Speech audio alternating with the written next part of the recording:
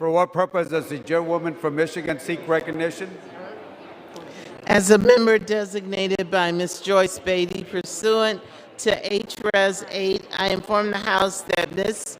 Beatty will be voting yes on ordering the previous question.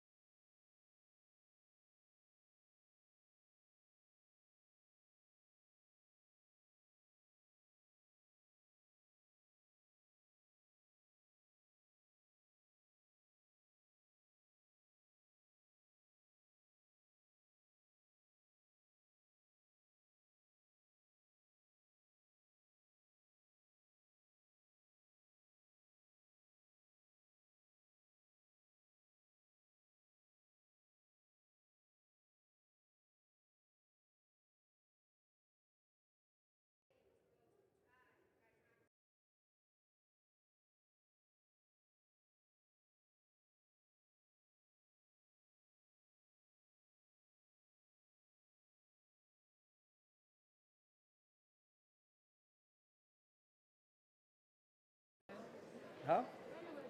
I know, I'm ready.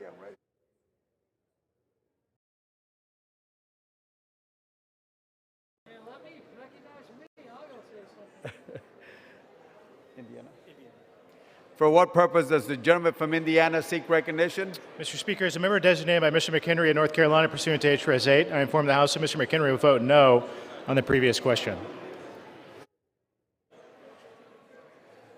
For what purpose does the gentlewoman from Washington seek recognition? Mr. Speaker, as the member designated by Ms. Sewell pursuant to H-Res 8, I inform the House that Ms. Sewell will vote yes on ordering the previous question.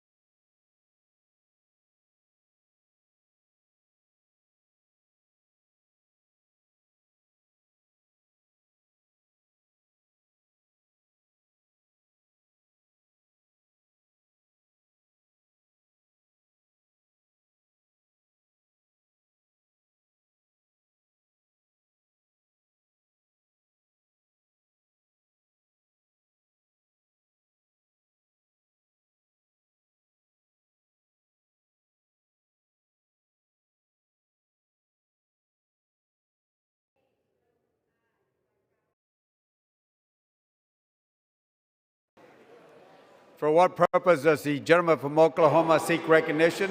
Mr. Speaker, as the member designated by Representative Mullen of Oklahoma pursuant to House Resolution 8, I inform the House that Mr. Mullen will vote no on the previous question. Thank you, Mr. Speaker.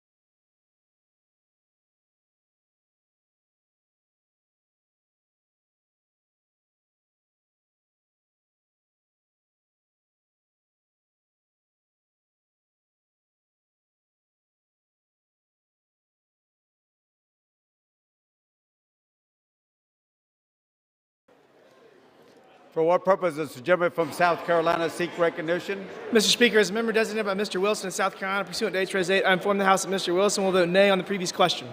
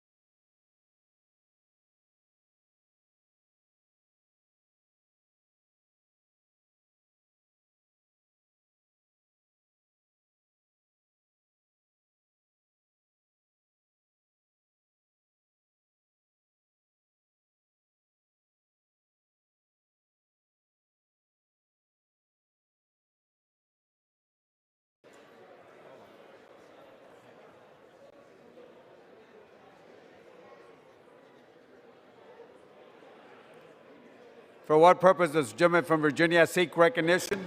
Mr. Speaker, as the member designated by Mr. Liu pursuant to H.Res. 8, I inform that Mr. Liu will vote yes on ordering the previous question.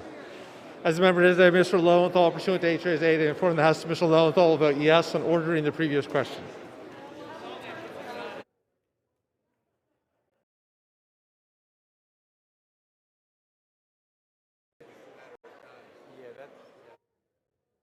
For what purpose does the gentlewoman from Virginia seek recognition? Mr. Speaker, as the member designated by Mr. McEachin pursuant to H.Res. 8, I inform the House that Mr. McEachin will vote yes on ordering the previous question. And as the member designated by Mr. Allred pursuant to H.Res. 8, I inform the House that Mr. Allred will vote yes on ordering the previous question.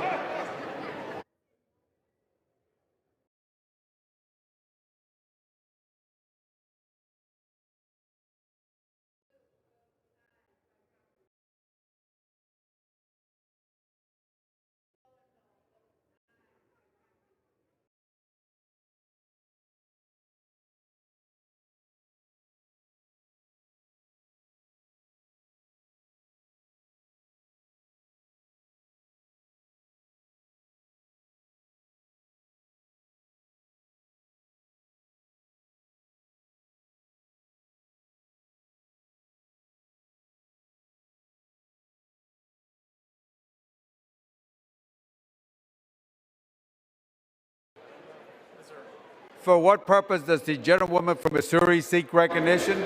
As the member designated by Ms. Ocasio-Cortez pursuant to H.Res. 8, I inform the House that Ms. Cortez will vote yes on ordering the previous question.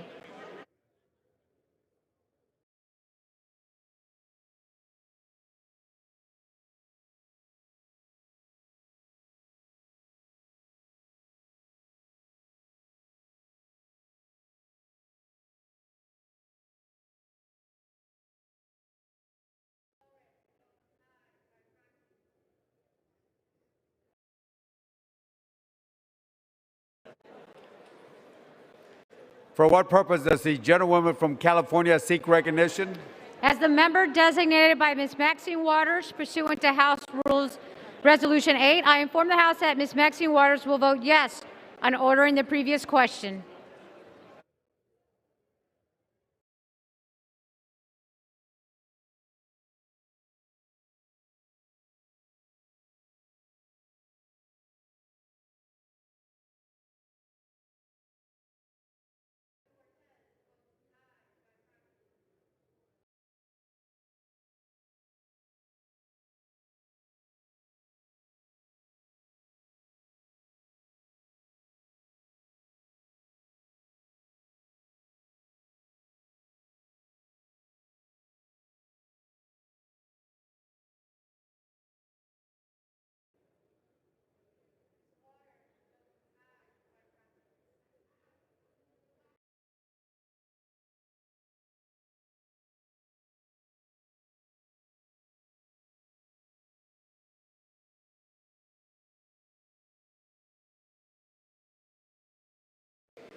For what purpose does the gentlewoman from New York seek recognition?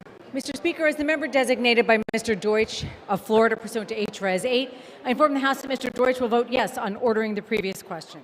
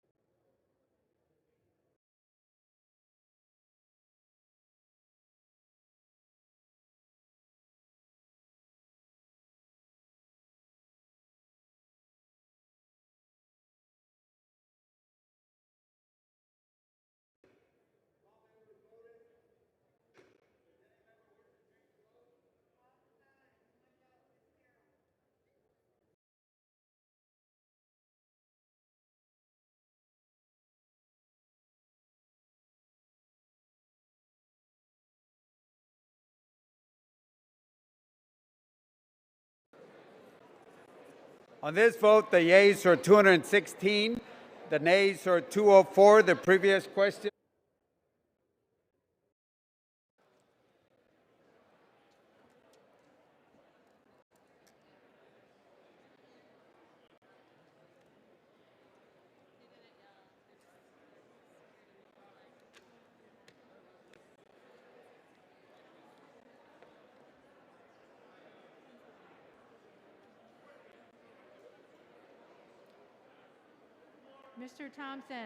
Mr. Thompson of Pennsylvania votes no.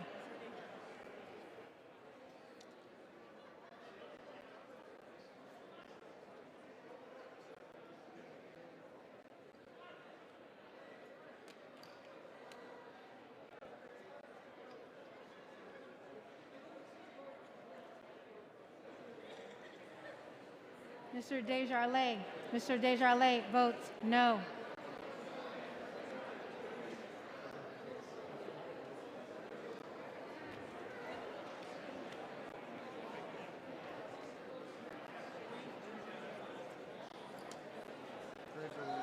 Mr. Graves of Louisiana. Mr. Graves of Louisiana votes no.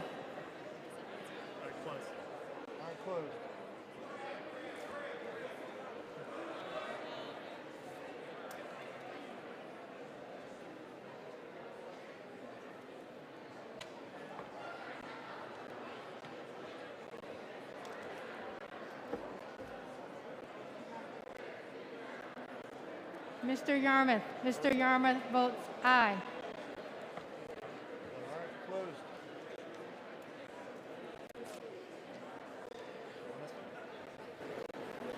On this vote, the yeas are 217, the nays are 208. The previous question is ordered. The question is on the adoption of the resolution. Those in favor say aye. Those opposed say no. In the opinion of the chair, the ayes have it. Gentleman from Pennsylvania. Ayes and nays. Pursuant to Section 3S of House Resolution 8, the yeas and nays are ordered. Members will record their votes by electronic device.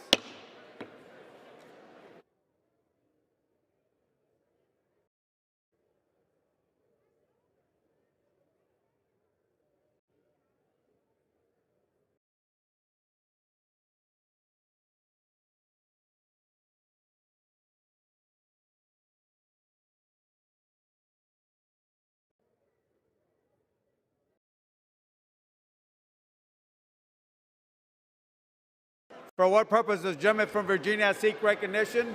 Mr. Speaker, as a member designated by Mr. Lowenthal pursuant to H.R.S. 8, I inform the House Mr. Lowenthal will vote yes on H.R.S. 409. As a member designated by Mr. Liu pursuant to H.R.S. 8, I inform the House Mr. Liu will vote yes on H.R.S. 409. For what purpose does the gentleman from South Carolina seek recognition? Mr. Speaker, as a member designated by Mr. Wilson of South Carolina pursuant to H.R.S. 8, I inform the House that Mr. Wilson will vote nay on H.R.S. 409. For what purpose does the gentlewoman from California seek recognition? As the member designated by Ms. Maxine Waters pursuant to House Resolution 8, I inform the House that Ms. Maxine Waters will vote yes on H Resolution 409.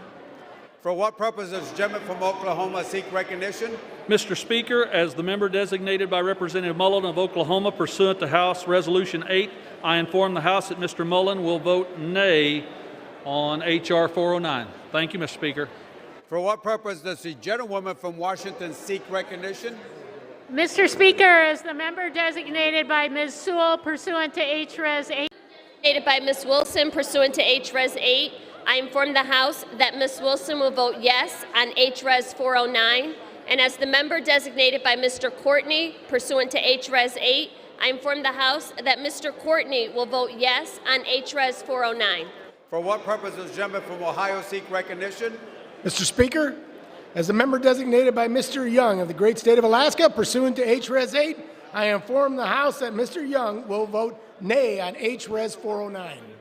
For what purpose does the gentleman from Arizona seek recognition? As a member designated by Representative Cardenas pursuant to H.R. 8, I inform the House Representative Cardenas will vote aye on H.R. 409. For what purpose does the gentleman from Florida seek recognition? Mr. Speaker, as the member designated by Mr. Buchanan of Florida, pursuant to House Resolution 8, I inform the House that Mr. Buchanan will vote no on House Resolution For what purpose 409. does the gentlewoman from New York seek recognition? Mr. Speaker, as the member designated by Mr. Deutsch of Florida pursuant to H.Res. 8, I inform the House that Mr. Deutsch will vote yes on H.Res. 409.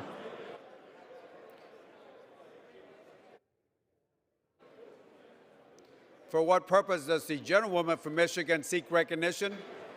As a member designated by Ms. Joyce Beatty pursuant to H.Res. 8, I inform the House that Ms. Beatty will vote yes on H.R. 409.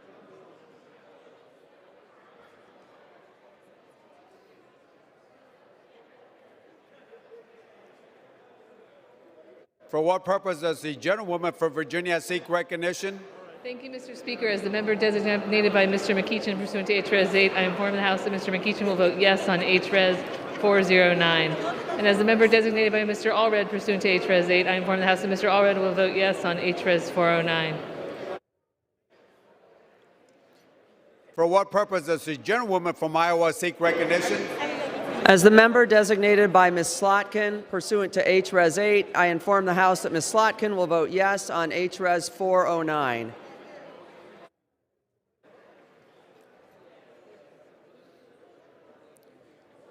For what purpose does the gentlewoman from Missouri seek recognition?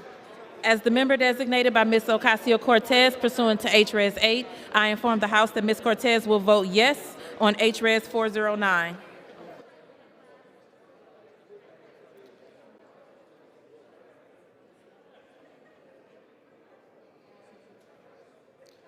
For what purpose does the gentleman from Pennsylvania seek recognition? Mr. Speaker, as a member designated by Mr. Lawson, Florida, pursuant to House Resolution 8, I inform the House that Mr. Lawson votes yes on H.R. 409. For what purpose does the gentleman from Arizona seek recognition? Designated by Ms. Kirkpatrick, pursuant to HRes 8, I inform the House that Ms. Kirkpatrick will vote yes on HRes 409.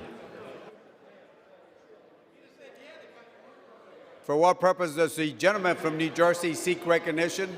Mr. Speaker, as the member designated by Mr. Donald Payne, pursuant to HRes 8, I inform the House that Mr. Payne will vote yes on HRes 409.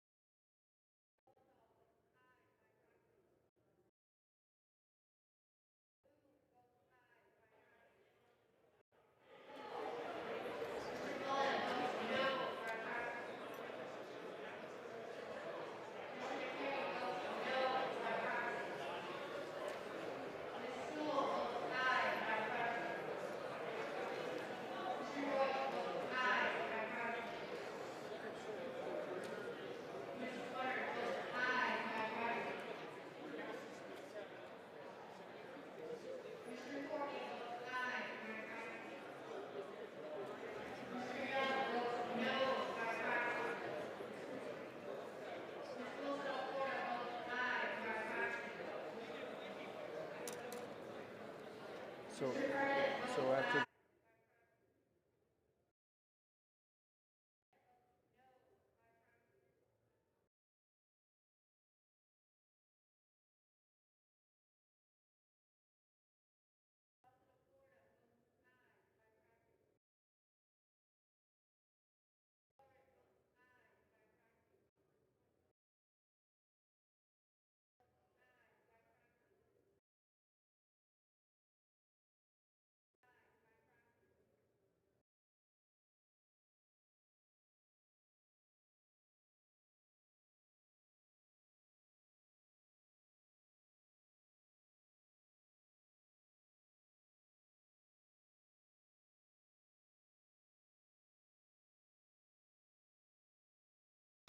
For what purpose does the gentleman from Illinois seek recognition?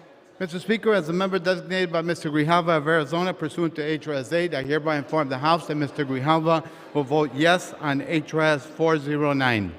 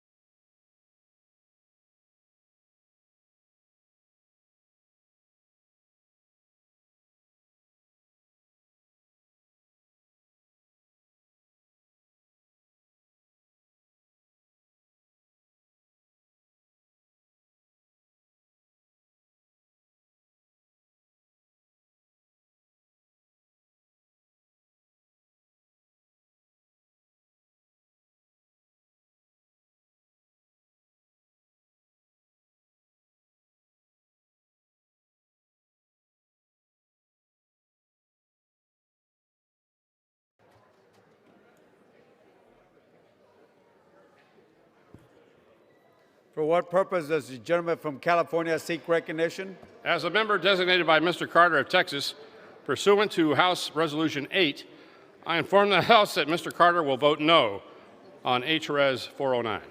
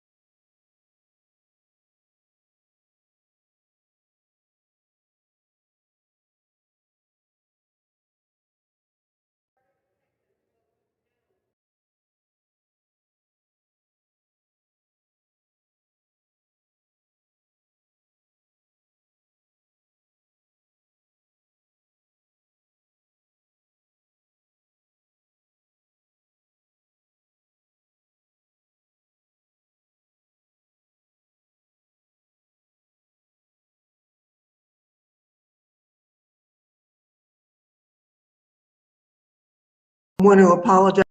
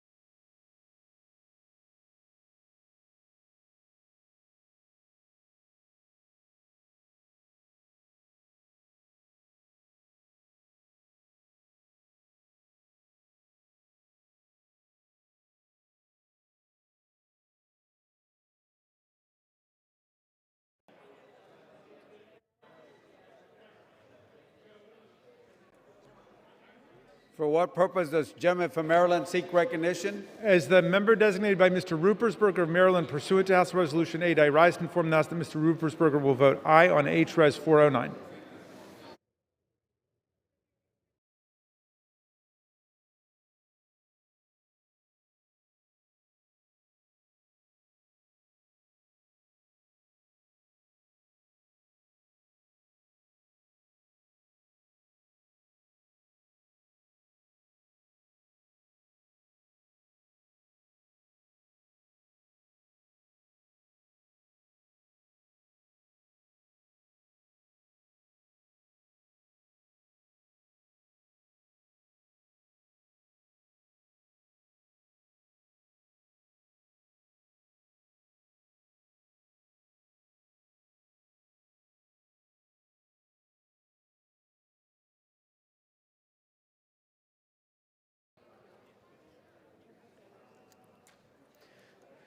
For what purpose does the gentleman from California seek recognition?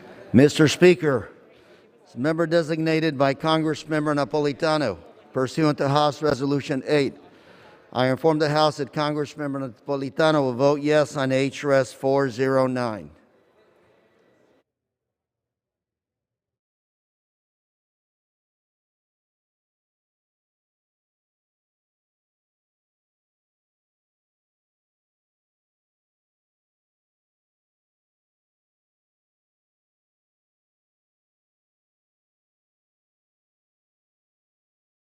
Rodney, can you hear me?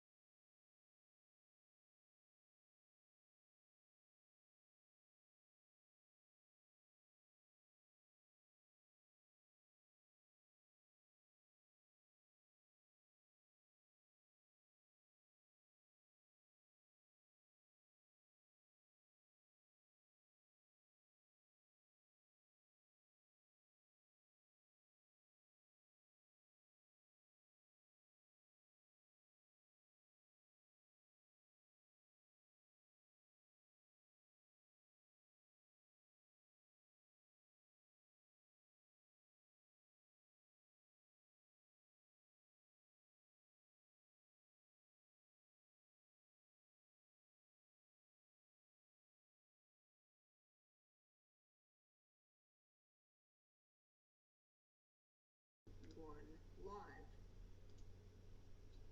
So, the Committee on House Administration will come to order.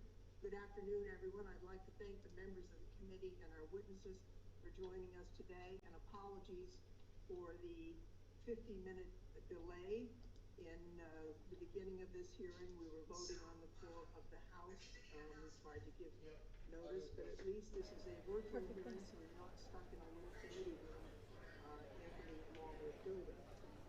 As we begin, I want to... For what purpose does the gentleman from New York seek recognition? As the member designated by Chairwoman Eddie Bernice Johnson, pursuant to HRS 8, I inform the House that Chairwoman Johnson will vote yea on HRS 409.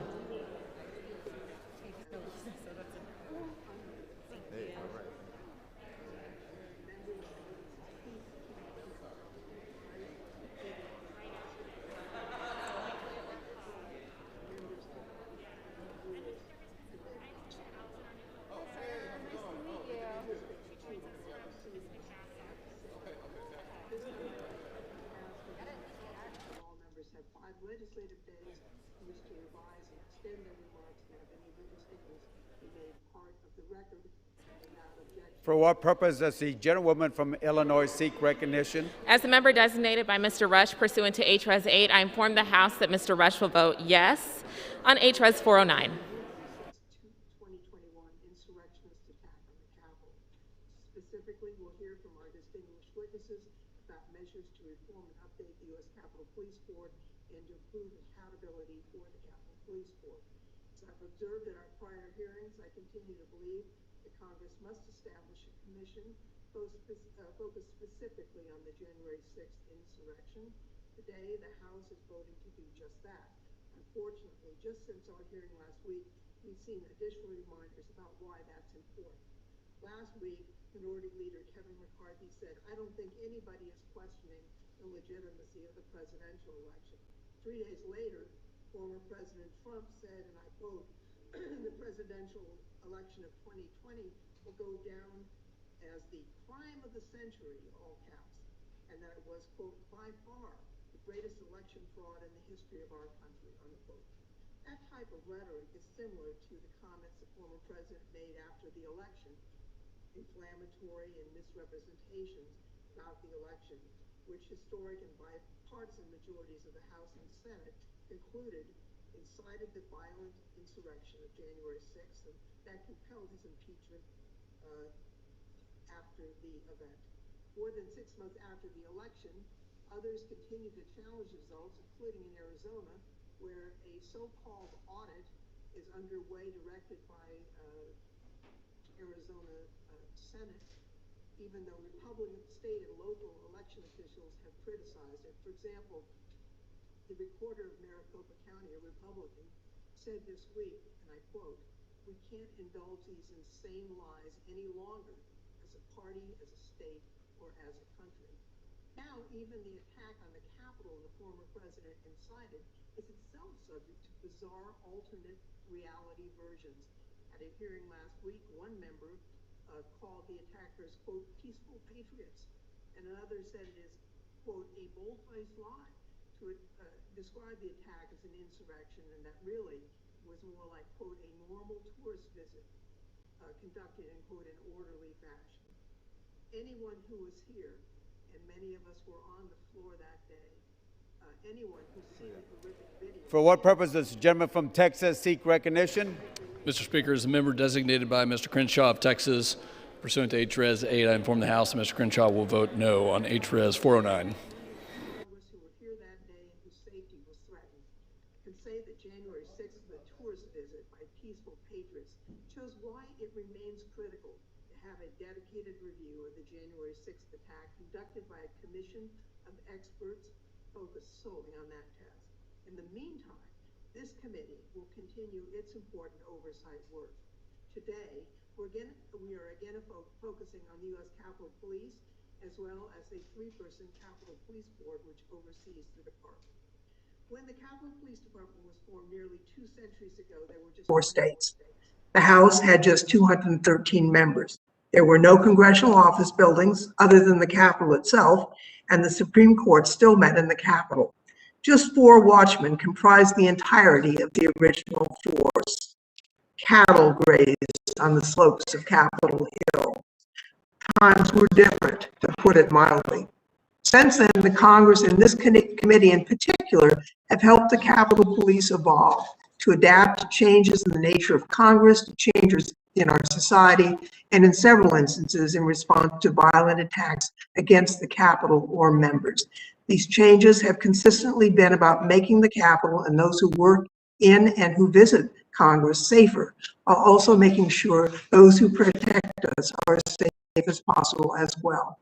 There's no doubt the steps the Capitol Police took, the Capitol Police management took, in preparation for January 6th were inadequate. As the Capitol Police Inspector General has shared with us in prior hearings, those shortcomings revealed institutional deficiencies which must be addressed. One of our prior hearings focused on the IG's work, which is ongoing. The question was raised, if the Capitol Police Board oversees the department, who oversees that board? That is not the department IG's role. By statute, his mandate is to review the department, not the board. But that is not to say there's no oversight of the board. To the contrary, each individual board member is subject to multiple lenses of oversight by various congressional committees, as well as inspector generals within the Congress. Our oversight steps to date include working with the Honorary Task Force and Inspector Generals. We've laid the groundwork for this hearing, which will let us continue to explore these pressing questions with expert witnesses and Capitol Police Board members themselves. Among the questions we will seek to address, first, how do we balance the need to secure Capitol Hill, the home of Congress and the Supreme Court, with the need to maintain open access to the citizens we serve? How can we strike an appropriate balance between public transparency of the Capitol Police with the inherently sensitive nature of the specifics of how they protect the campus?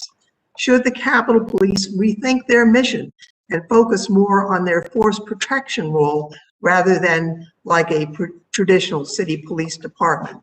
What organizational changes must be made to ensure that officers can receive regular training to improve the unique skills needed to protect the Capitol, training which will also keep them safer?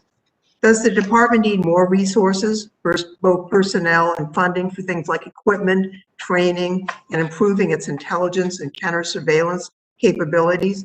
So does it need to use its existing resources better, or maybe both? These and other important questions are the subject of our ongoing oversight, and as I've noted before, but it still bears repeating, our important and necessary review of the department's performance as an institution and its leadership does not diminish the courage and the valor of the men and women who so bravely fought to defend the Capitol on January 6th, or of those from other jurisdictions who responded and sought to hold the line along with their brothers and sisters in uniform in the Capitol Police Department. We've all got to work together to make the Capitol Police Department stronger and more effective, not just to keep the Capitol and those who work here safer, but to keep the men and women who wear its uniforms safer and to protect the legislative branch of government. I'd now like to recognize our ranking member, Mr. Davis, for any opening comments he might like to make. Thank you, Madam Chair. First, before I get started, thank you, Madam Chair. First, before I get started, I just want to note that the hearing I was hoping to have today, the entire voting membership of the Capitol Police Board in front of an oversight committee has not happened in 76 years. It would have been a step toward the board as a whole, demonstrating they are serious about accountability and transparency. Instead, we got another reminder of why the board must be reformed in order to have accountability and transparency from the entity charged with the protection of members, staff, visitors, and the Capitol itself.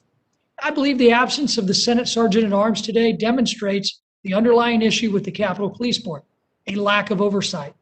The board doesn't make security decisions just for the House or just for the Senate side of the Capitol, but together, the board's decisions impact the entire Capitol complex. And when they are voting, they're not acting in their roles as Sergeant at Arms for the Senate or for the House or as the architect of the Capitol, but as a member of the Capitol Police Board.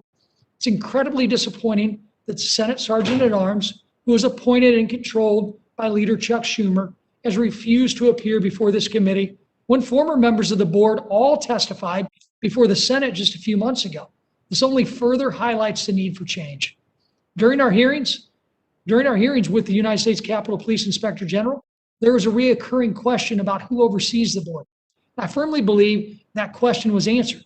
It's this committee's job to oversee the Capitol Police Board on behalf of the House. That being said, I believe the board structure is flawed and needs reform. As I've said before, we can gather all of the recommended changes to the USCP that we want, but the reality is they have very little authority to execute any of these changes without approval from the board. So if we want to overhaul security on Capitol Hill, then we need to look at who's making those security decisions, not just the department who's charged with executing them. A 2017 GAO report, which I submitted for the record a few weeks ago during this committee's first security-related hearing since January 6th, found that the Capitol Police Board has an unusual amount of power compared to other police boards. The board establishes regulations for training of the U.S. Capitol Police personnel, determines when an officer can be terminated, approves officers in emergency situations, designs, installs, and maintains the Capitol security systems, and much more.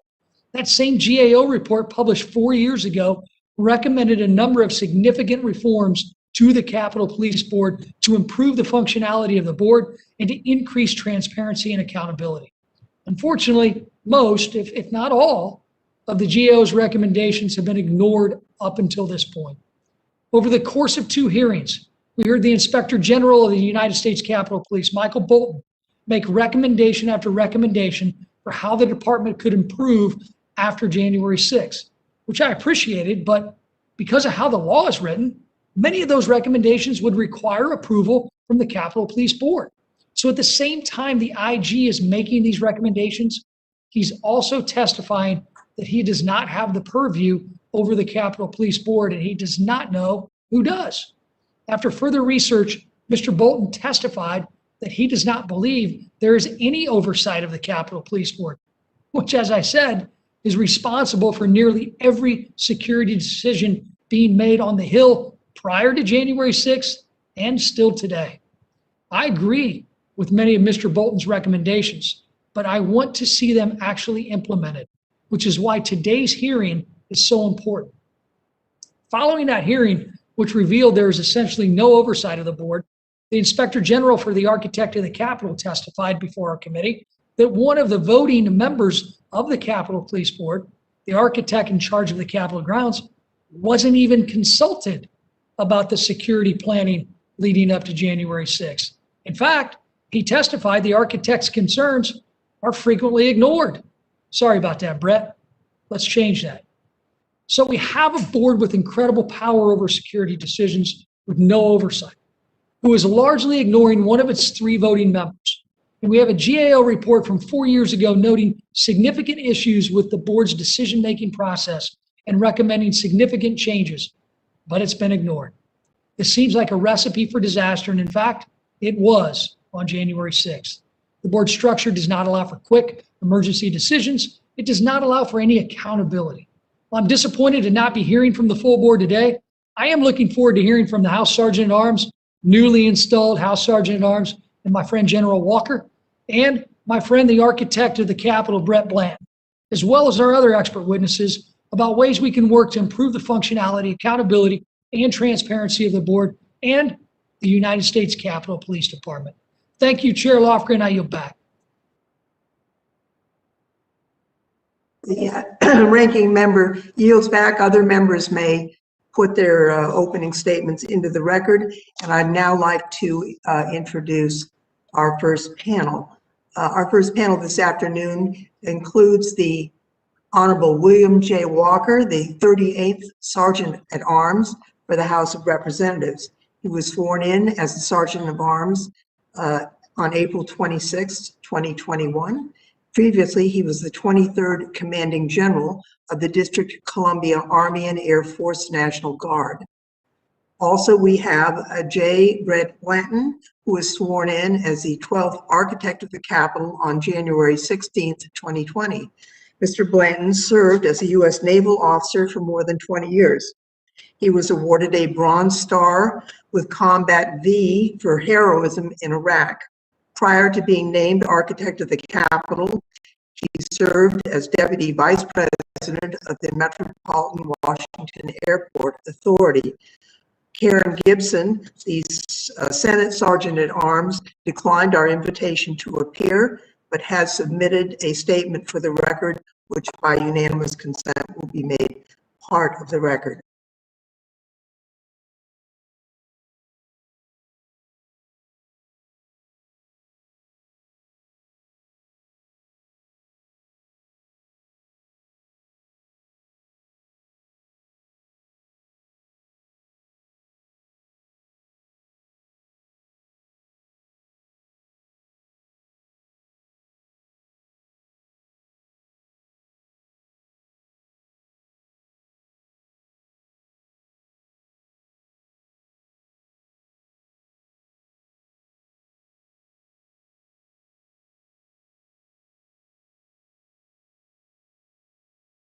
Today on reforming the Capitol Police and improving accountability for the Capitol Police Board. 23 days ago today, I was blessed to be sworn in as the Sergeant at Arms for the House of Representatives. Prior to that, I had the honor of serving as the 23rd Commanding General for the District of Columbia National Guard, affectionately known as Capitol Guardians. Just a bit of trivia, if you can permit me. The DC National Guard was created by President Thomas Jefferson in May of 1802 and is the only always federal National Guard in the nation. The seal of the District of Columbia National Guard, which appears on our uniforms, bears For the what image of purpose the does the citadel gentleman from of this Mississippi democracy, seek recognition? the United States Capitol, and it serves as a reminder. Mr. Speaker, pursuant to House Resolution 409, I call up H.R. 3233 and ask for its immediate consideration. The clerk will report the title of the bill. H.R. 3233, a bill to establish a national commission to investigate the January 6th attack on the United States Capitol complex and for other purposes. Pursuant to House Resolution 409, the bill is considered read. The bill shall be debated for 1 hour, equally divided and controlled by the chair and the ranking minority member of the Committee of Homeland Security. The gentleman from Mississippi, Mr. Thompson, and the gentleman from New York, Mr. Katko, each will control 30 minutes. The chair recognizes the gentleman from Mississippi, Mr. Thompson. Thank you, Mr. Speaker. Mr. Speaker, I ask unanimous consent that all members may have 5 legislative days to revise and extend their remarks and include extraneous material on this measure. Without objection. Thank you, Mr. Speaker. I yield myself such time as I may. Gentleman's recognized. Mr. Speaker, I rise in support of H.R. 3233, the National Commission to investigate the January 6th attack on the United States Capitol Complex Act. On January 6th, the world watched Americans storm the Capitol and engage in violence to try to intimidate and prevent Congress from carrying out its constitutional duty to certify a presidential election, a solemn process central to the peaceful transfer of power in our democracy. Many of us sitting here today were rushed out of this very chamber by Capitol Police to safety as violent attackers roamed the halls, hunting for our colleagues and the Vice President. I was in the gallery that day watching the debate when this temple of our democracy was desecrated and debased. At least one Capitol Police officer died because of the violence that day. Others died too. And there were extensive injuries associated with the attacks, not the least of which was the body blows to Americans' confidence that the reforms undertaken after the 9/11 terrorist attacks would make us more secure. Like the 9/11 attacks, the event of January 6th have cast a long shadow on our country. And like the 9/11 attacks, the January 6th attack raises fundamental questions about information sharing, coordination, preparedness, and response at all levels of government. We need a bipartisan commission made up of experts to come together to give us an unvarnished view of what happened that day, examine why our systems failed, and develop bipartisan recommendations for reform to address any identified gaps. I'm proud to be here with my partner on the Homeland Security Committee, the gentleman from New York, John Katko, to debate a bill that establishes a 10-member commission that mirrors the 9/11. Written down, so I'm jumping off the notes here, but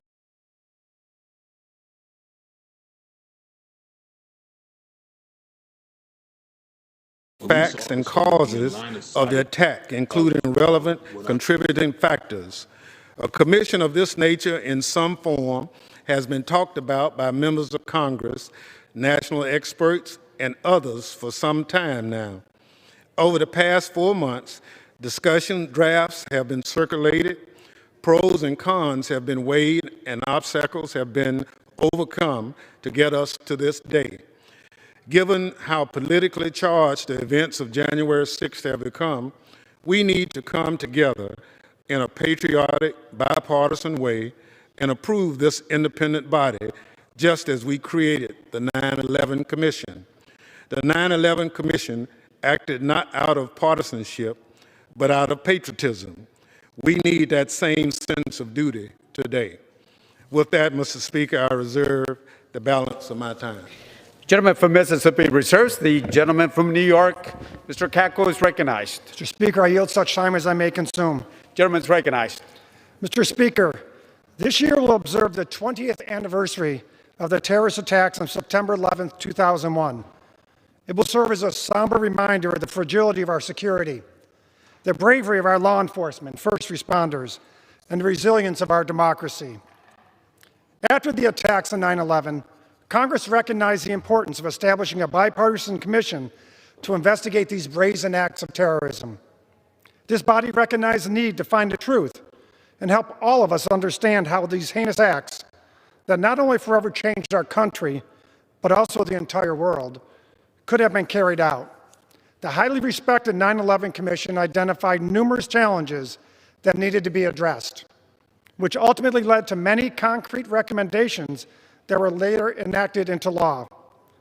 These critical reforms vastly improved our information sharing, intelligence collection, vetting capabilities, and broader homeland security enterprise. The security breach that took place at the U.S. Capitol on January 6 was completely unacceptable. It was a major breakdown in information sharing and preparedness, much like the shortfalls that existed prior to 9/11. It was not only an attack on this institution, but an attack on our law enforcement brethren who defend us every day. Unfortunately, we know that the Capitol, federal buildings, and even members of Congress remain a target for extremists of all ideologies, as we all saw most recently during the April 2nd vehicle attack that took the life of Capitol Hill police officer William Billy Evans. The bill before us today, H.R. 3233, would create an independent, bipartisan commission to investigate the relevant facts and circumstances relating to the January 6th attack on the Capitol, as well as targeted violence and domestic terrorism relevant to that attack. It also charges the commission with providing and finding recommendations to, among other things, prevent, prepare for, and respond to similar attacks, improve the security posture of the Capitol complex, and ensure the security of members of Congress and congressional staff. Modeled after the 9/11 Commission, this bill creates a 10-member panel with 5 commissioners appointed by each party in that day. What information was known leading up to January 6th?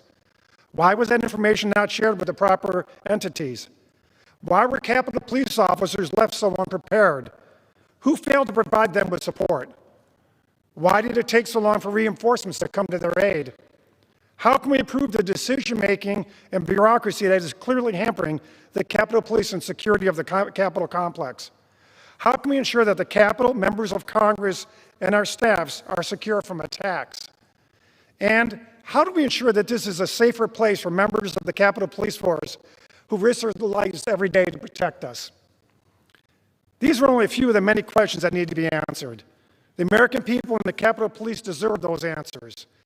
As I've called for since the days just after the attack, an independent 9/11-style review is critical for removing the politics around January 6th and focusing solely on the facts and circumstances of the security breach at the Capitol, as well as other instances of violence relevant to such a review. Make no mistake about it.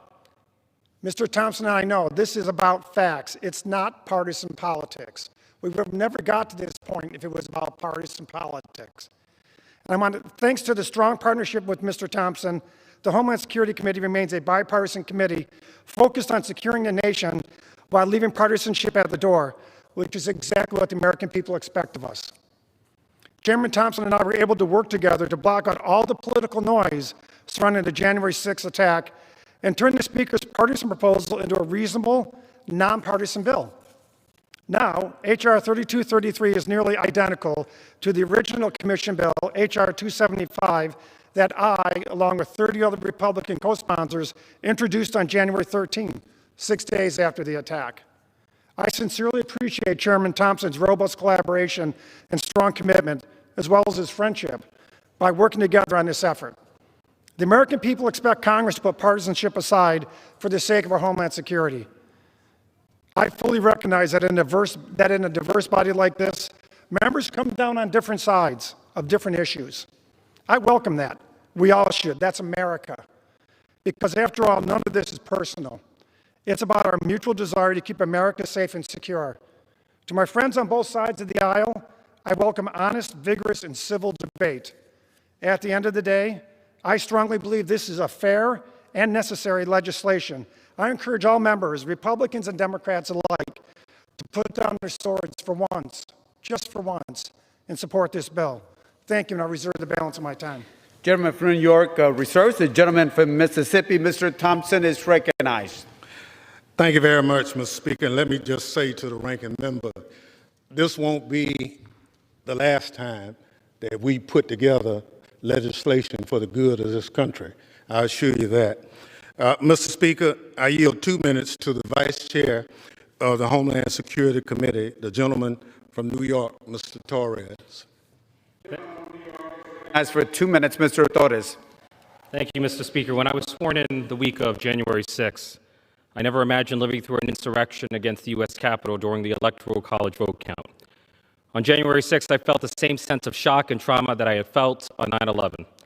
Like most of America, I took for granted that the peaceful transfer of power is so natural as to transcend even the most turbulent period of partisan politics. I was wrong. We were all wrong. Democracy is too fragile to be taken for granted. It demands from all of us a vigilant defense. As members of the United States Congress, we took an oath to defend and uphold the Constitution of the United States.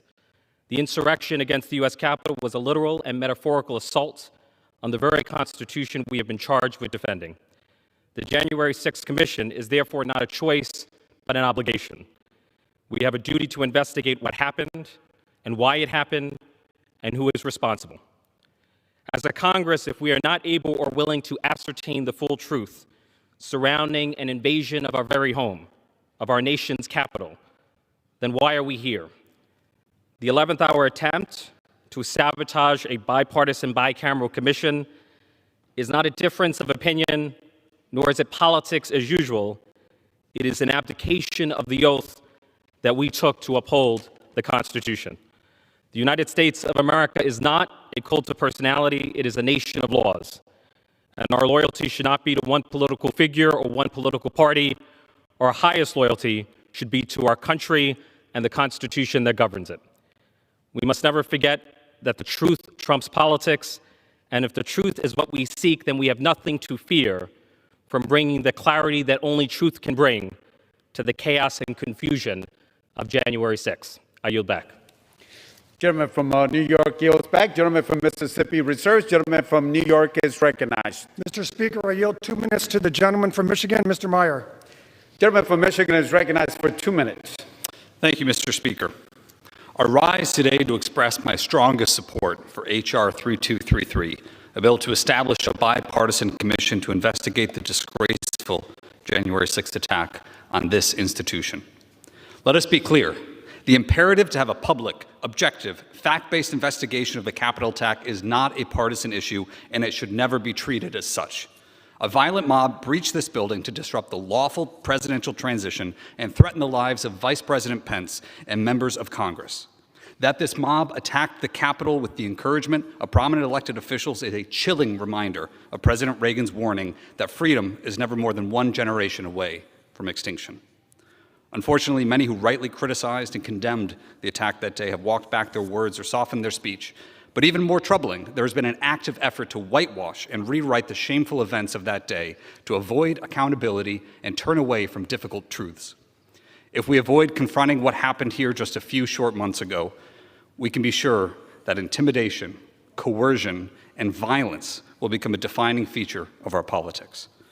On the evening of January 6th, as I was walking back to the Capitol, after it was cleared of rioters, I received a text from a constituent who asserted that those who stormed the Capitol today were the true American heroes, that the election was a fraud, and that I must know that that was true.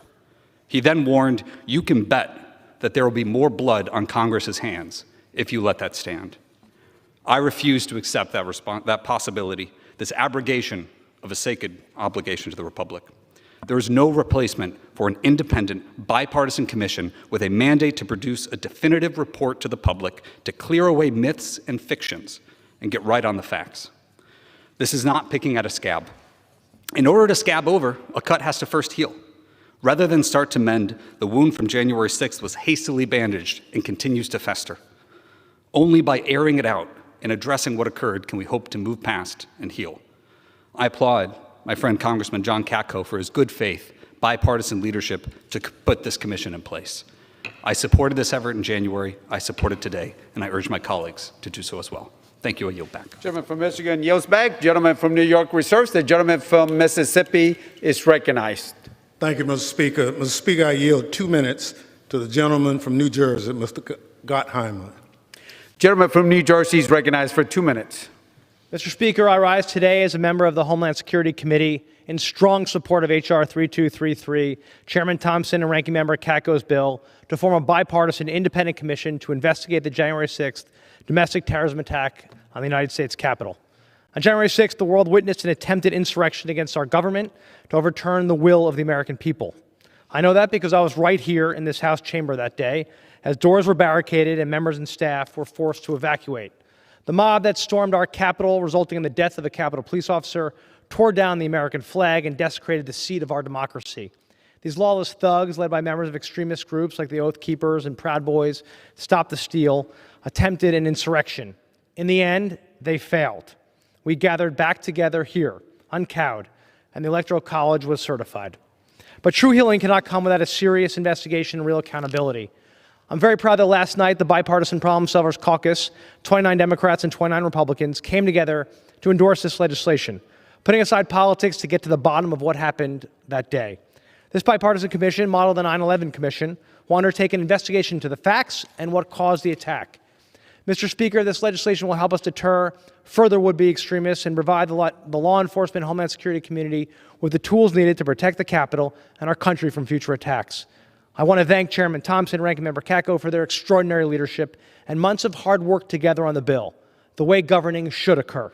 I urge all my colleagues on both sides of the aisle to join in support of securing and protecting the very foundation of our democracy, and I yield back. Thank you. Gentleman from New Jersey yields back. Gentleman from Mississippi reserves. Gentleman from New York is recognized. Mr. Speaker, we reserve at this time. Gentleman reserves. The gentleman from Mississippi, Mr. Thompson, is recognized. Thank you, Mr. Speaker.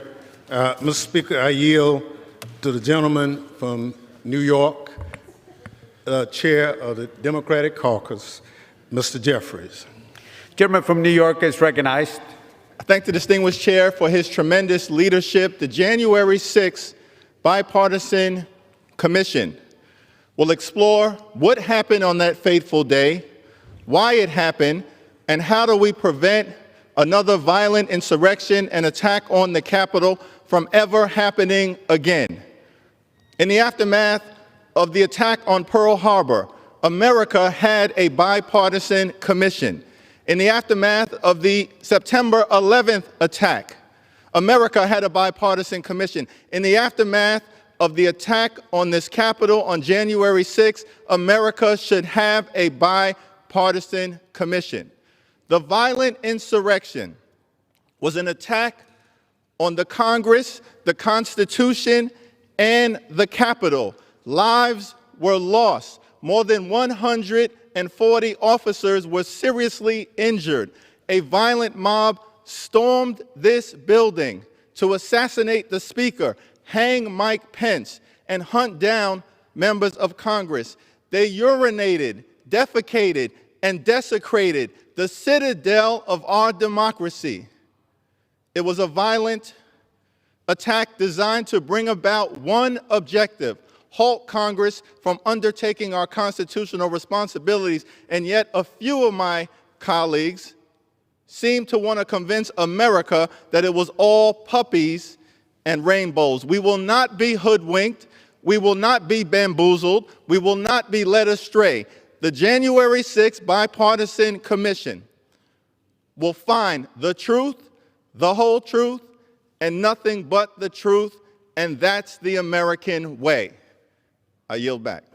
Gentleman from New York yields back. Gentleman from Mississippi reserves. Gentleman from New York is recognized. We reserve, Mr. Speaker. Gentleman from New York reserves. Gentleman from Mississippi, Mr. Thompson, is recognized. Thank you, Mr. Speaker. Mr. Speaker, I recognize the former Secretary of State from Rhode Island, who's now a member of the Homeland Security Committee, the gentleman, Mr. Langevin. How much time, Mr. Thompson? 1 minute. Gentleman is recognized for 1 minute.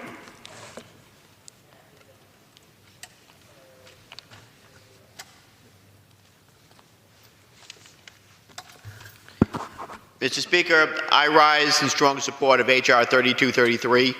On September 11, 2001, I was a freshman in Congress. We suffered attacks that day because of a failure of imagination.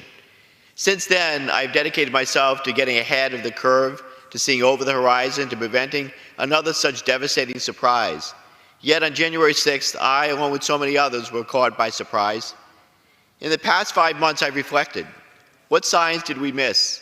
Were we unprepared for a tide of American rioters? Why were some citizens actually taking the big lie about the election seriously enough to actually commit violence? The January 6th Commission will answer these and many other difficult questions and deliver a complete record for posterity of what could possibly have happened to bring about such a betrayal of our democracy. We will not defeat darkness with darkness, we need light. We will not defeat lies with lies, we need truth. This commission will bring forth the truth, and it is only the truth that can truly heal the rift that is tearing our country apart. I thank Chairman Thompson and Ranking Member Katko for their leadership, and I yield back the balance of my time. Gentleman yields back the balance of his time. Gentleman from Mississippi reserves. Gentleman from New York is recognized. Mr. Speaker, I yield 2 minutes to the gentleman from Michigan, Mr. Upton. Gentleman from Michigan is recognized for 2 minutes. Well, thank you, Mr. Speaker. January 6th is going to haunt this institution for a long, long time. No, it was not the joyous day on Capitol Hill with our constituents celebrating the start of a new Congress and a new administration. COVID came first, and then this. So nearly 5 months later, we still don't have the answers to the basic questions. Who knew what? When? What did they do about it? I want to thank my colleagues, Katko and Thompson, for the really good job on working together to establish a bipartisan commission, seeking to find the answers to the questions that are still out there. You know, hundreds of people were arrested. People died. Millions of dollars of damage to this building, feces spread on the walls. And yes, the very core of democracy, this institution was threatened. You know, I wasn't in the chamber that day when the breach was attempted, but I heard the shouts, saw the flashbangs, smelled the gas on that sorry day, and if it had not been for the brave Capitol and Metropolitan policemen and women that day, who knows how many of our heads would have been swinging on those gallows that were constructed on the east front of the Capitol. I talked to the exhausted SWAT team members, the police, and watched some of the body cams. I talked to some of our still shaken colleagues who endured that day. We need the answers, not political rhetoric. That's what this bipartisan commission can provide for all of us, for our country. Let the truth shine in. I yield back. Gentleman yields back. Gentleman from New York reserves. Gentleman from Mississippi is recognized. Mr. Chair, I yield 1 minute to the gentleman from California, Mr. Correa. Gentleman from California is recognized for 1 minute. Mr. Speaker, I thank Chairman Thompson and Ranking Member Katko for this legislation. This bill is simply about the truth. It's about the truth behind the assault on our Capitol January 6th. Enough with lies, enough with conspiracy theories. The January 6th Commission will have the power to find the truth. It will have subpoena power to compel people to testify under oath, under penalty of perjury. An attack on our Capitol, an attack on our democracy, an attack on the election of our president. These cannot be tolerated, and they cannot happen again. What happened? What happened January 6th? This bill is about sunshine. This bill is about transparency. That's why I ask for every member on this floor, I ask you to vote aye on this most important measure. And with that, I yield. Gentleman from California yields back. Gentleman from Mississippi reserves. Gentleman from New York is recognized. Thank you, Mr. Speaker. And I just want to note for the record that the subpoena to which my colleague from California mentioned can only be issued if there's a consensus by both sides of the aisle on the commission. And it is not something that one side can do unilaterally. And that is one of the key provisions of this because it depoliticizes the process and it's a consensus-driven process. Other than that, I'll reserve my time. Gentleman from New York reserves. Gentleman from Mississippi is recognized. Thank you very much, Mr. Speaker. Mr. Speaker, I yield 1 minute to a member of the Homeland Security Committee, the gentleman from Texas, Mr. Green.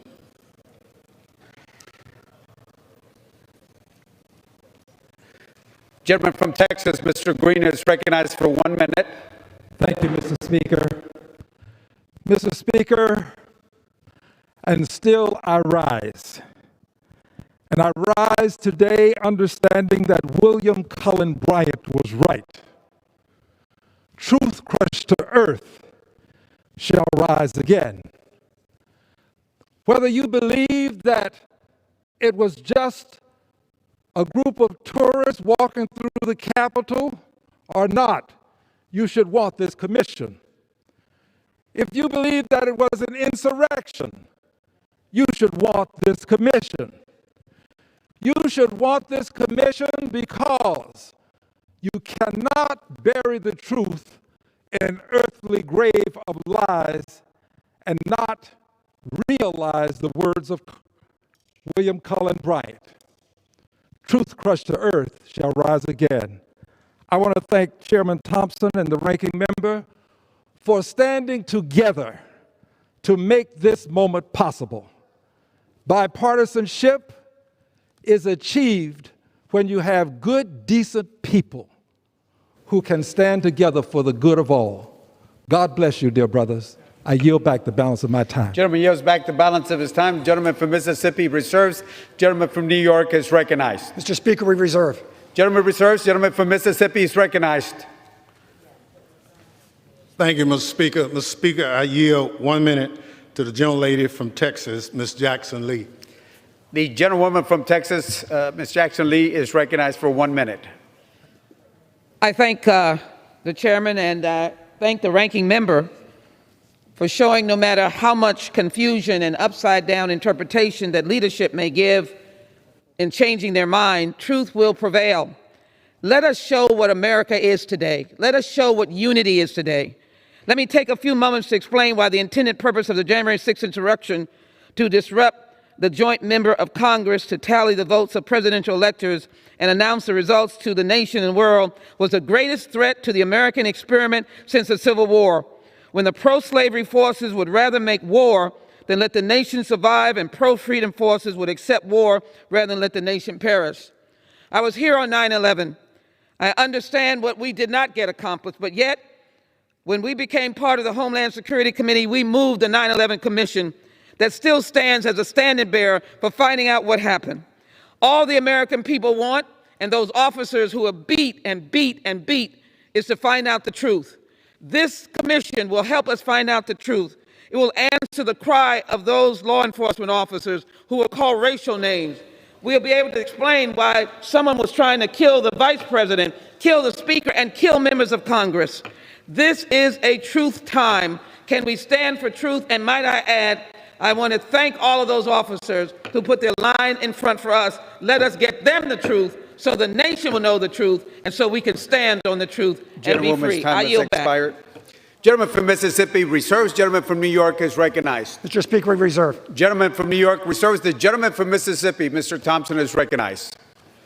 Thank you, Mr. Speaker. Mr. Speaker, I'm proud to yield 1 minute to the gentlelady from New York, Ms. Clark. The gentlewoman from New York is recognized for 1 minute. Mr. Speaker, I rise today on behalf of the American people, our republic, my colleagues, congressional staff, Capitol Police officers, and the late Officer Brian Sitnick, in support of H.R. 3233, the National Commission to investigate the January 6th attack on the United States Capitol Complex Act. Let me be very clear. What took place on January 6th in the United States Capitol building was an act of domestic terrorism. To witness this hallowed place, the seat of our democracy being breached and invaded by a mob of incensed, bloodthirsty. Back to you, but Brett, please know that we all appreciate you as well. To you, General Walker, what qualities are you looking for in the next permanent police chief? So, Congressman, what I'm looking for is this hybrid individual. I'll give you an example of a model that I'm looking at, and I've talked about this. A professional that has a security background, a law enforcement background, a public safety background, a first responder background. So when I was in charge of DEA New York, I worked closely with the Port Authority of New York and New Jersey. That individual is responsible for 4 airports, the PATH stations, the bus stations, the Holland Tunnel, the Lincoln Tunnel, the George Washington Bridge, New York, New Jersey, and Connecticut. So they have a police force, they have public safety, they have security, they have first responders. It's a hybrid, and they do close protection for some of their executives. So that's the kind of individual that I think would be the future, would lead the U.S. Capitol Police into the future with these compounding threats that are not disappearing. Sure. There's some sophisticated challenges, and I believe the next chief of police has to be more than a police professional, has to be an expert in a lot of things. Security, Let me ask you this. law enforcement. How would a shift toward a protective services agency and away from a traditional law enforcement agency impact the search?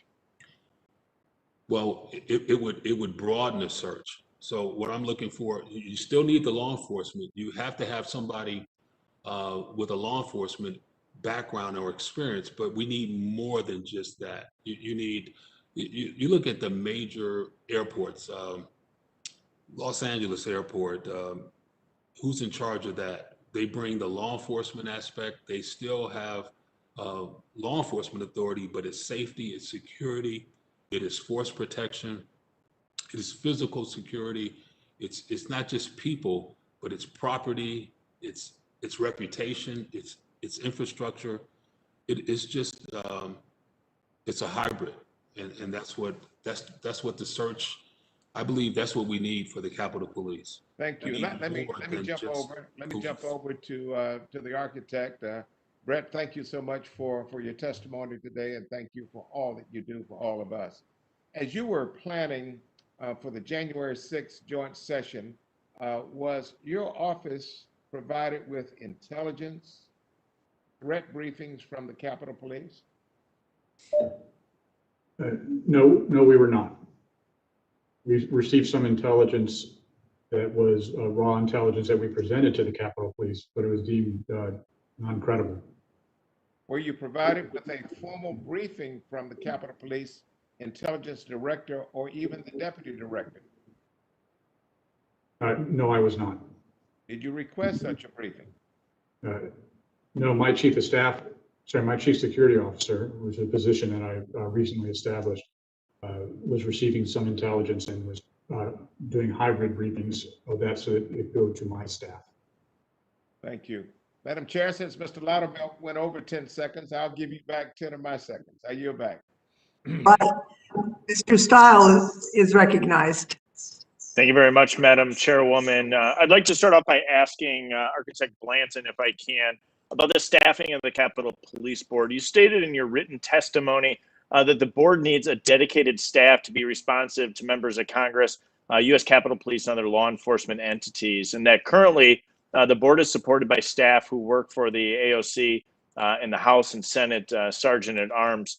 For clarification, which of the board member staff currently provides staff support for the board? I understand the Chief Security Officer may help the board from time to time, but are there others from your office or other offices of the other voting members who also assist? So I'll answer directly about me, and then General Walker can talk about his staff, but it's really ad hoc support.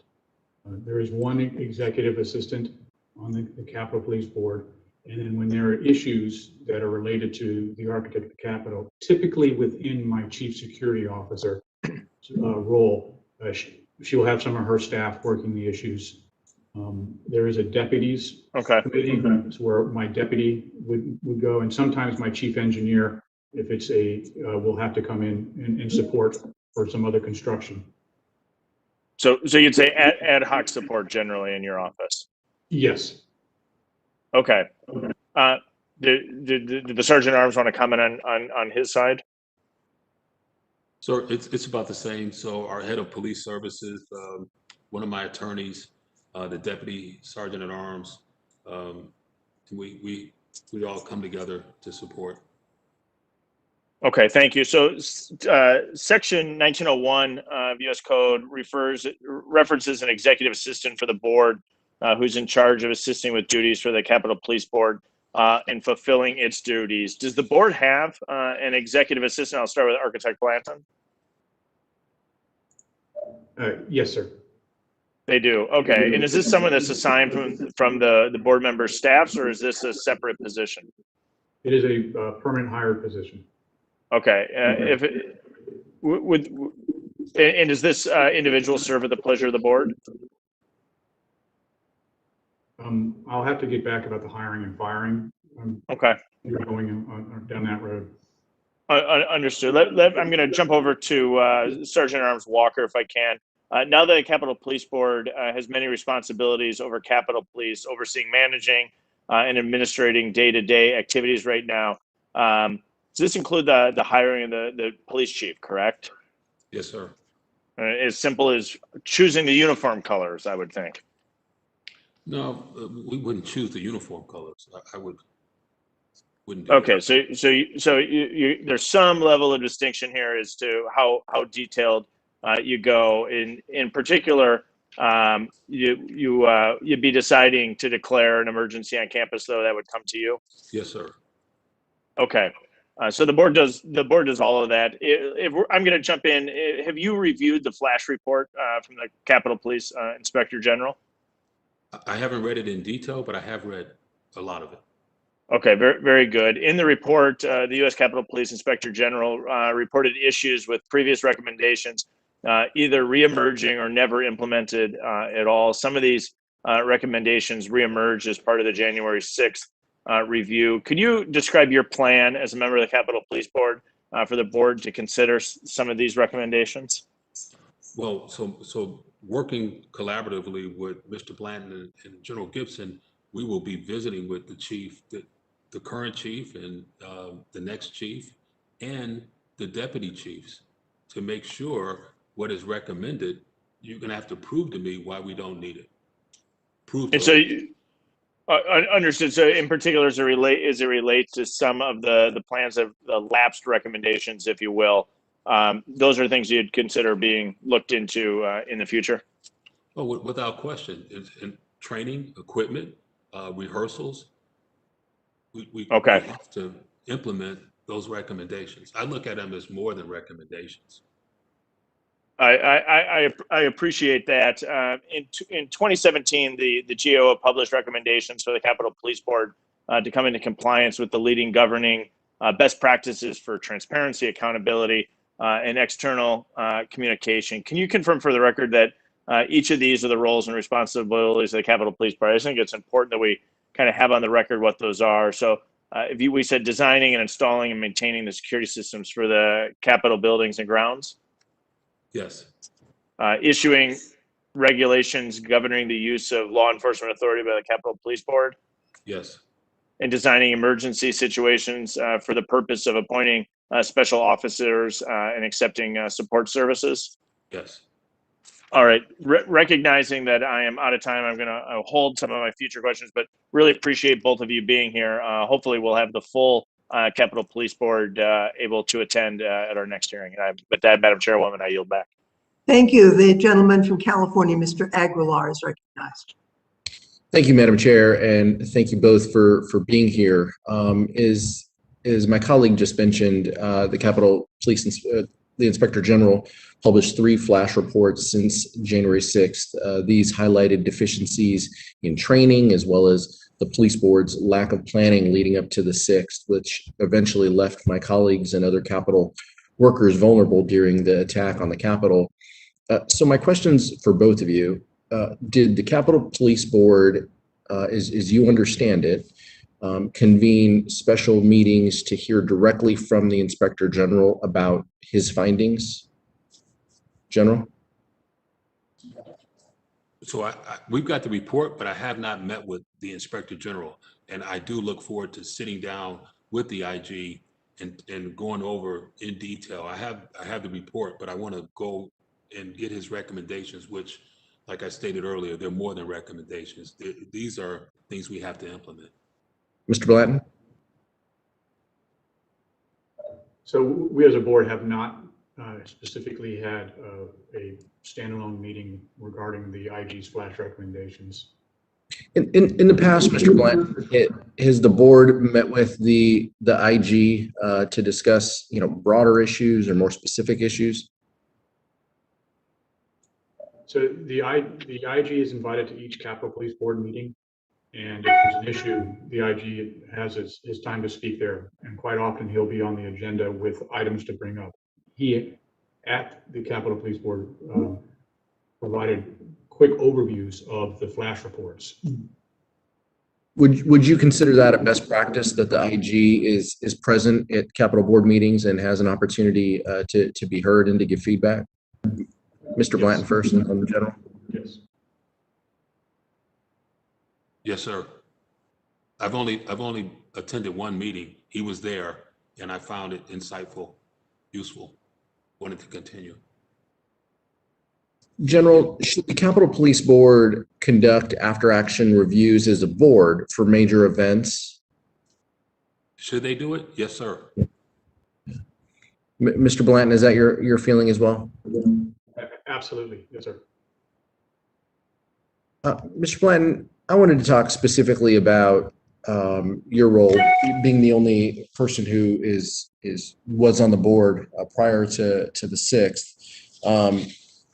In the report, is the ranking member said, one of the quotes that jumped out at me from the flash report indicated that the architect's role on the board has been disregarded for matters of campus security at large public events. That part was a quote. How can the relationship with you and the Capitol Police, how can that be improved moving forward? I can say it's drastically improved since the 6th. Admittedly, I do not have a law enforcement background, but I have a different perspective on looking at security. I have a military background. I've worked with military, police, security forces, combat security forces throughout my career. As an operational military engineer, we do a type of security-centric look at things. It's different than law enforcement. And so one of the areas where I thought the Capitol Police Board in its previous construct was of issue is the fact that it was made up of all law enforcement entities besides me. And so anything that was asked that was outside of a law enforcement lens was kind of disregarded. Understood. Yeah.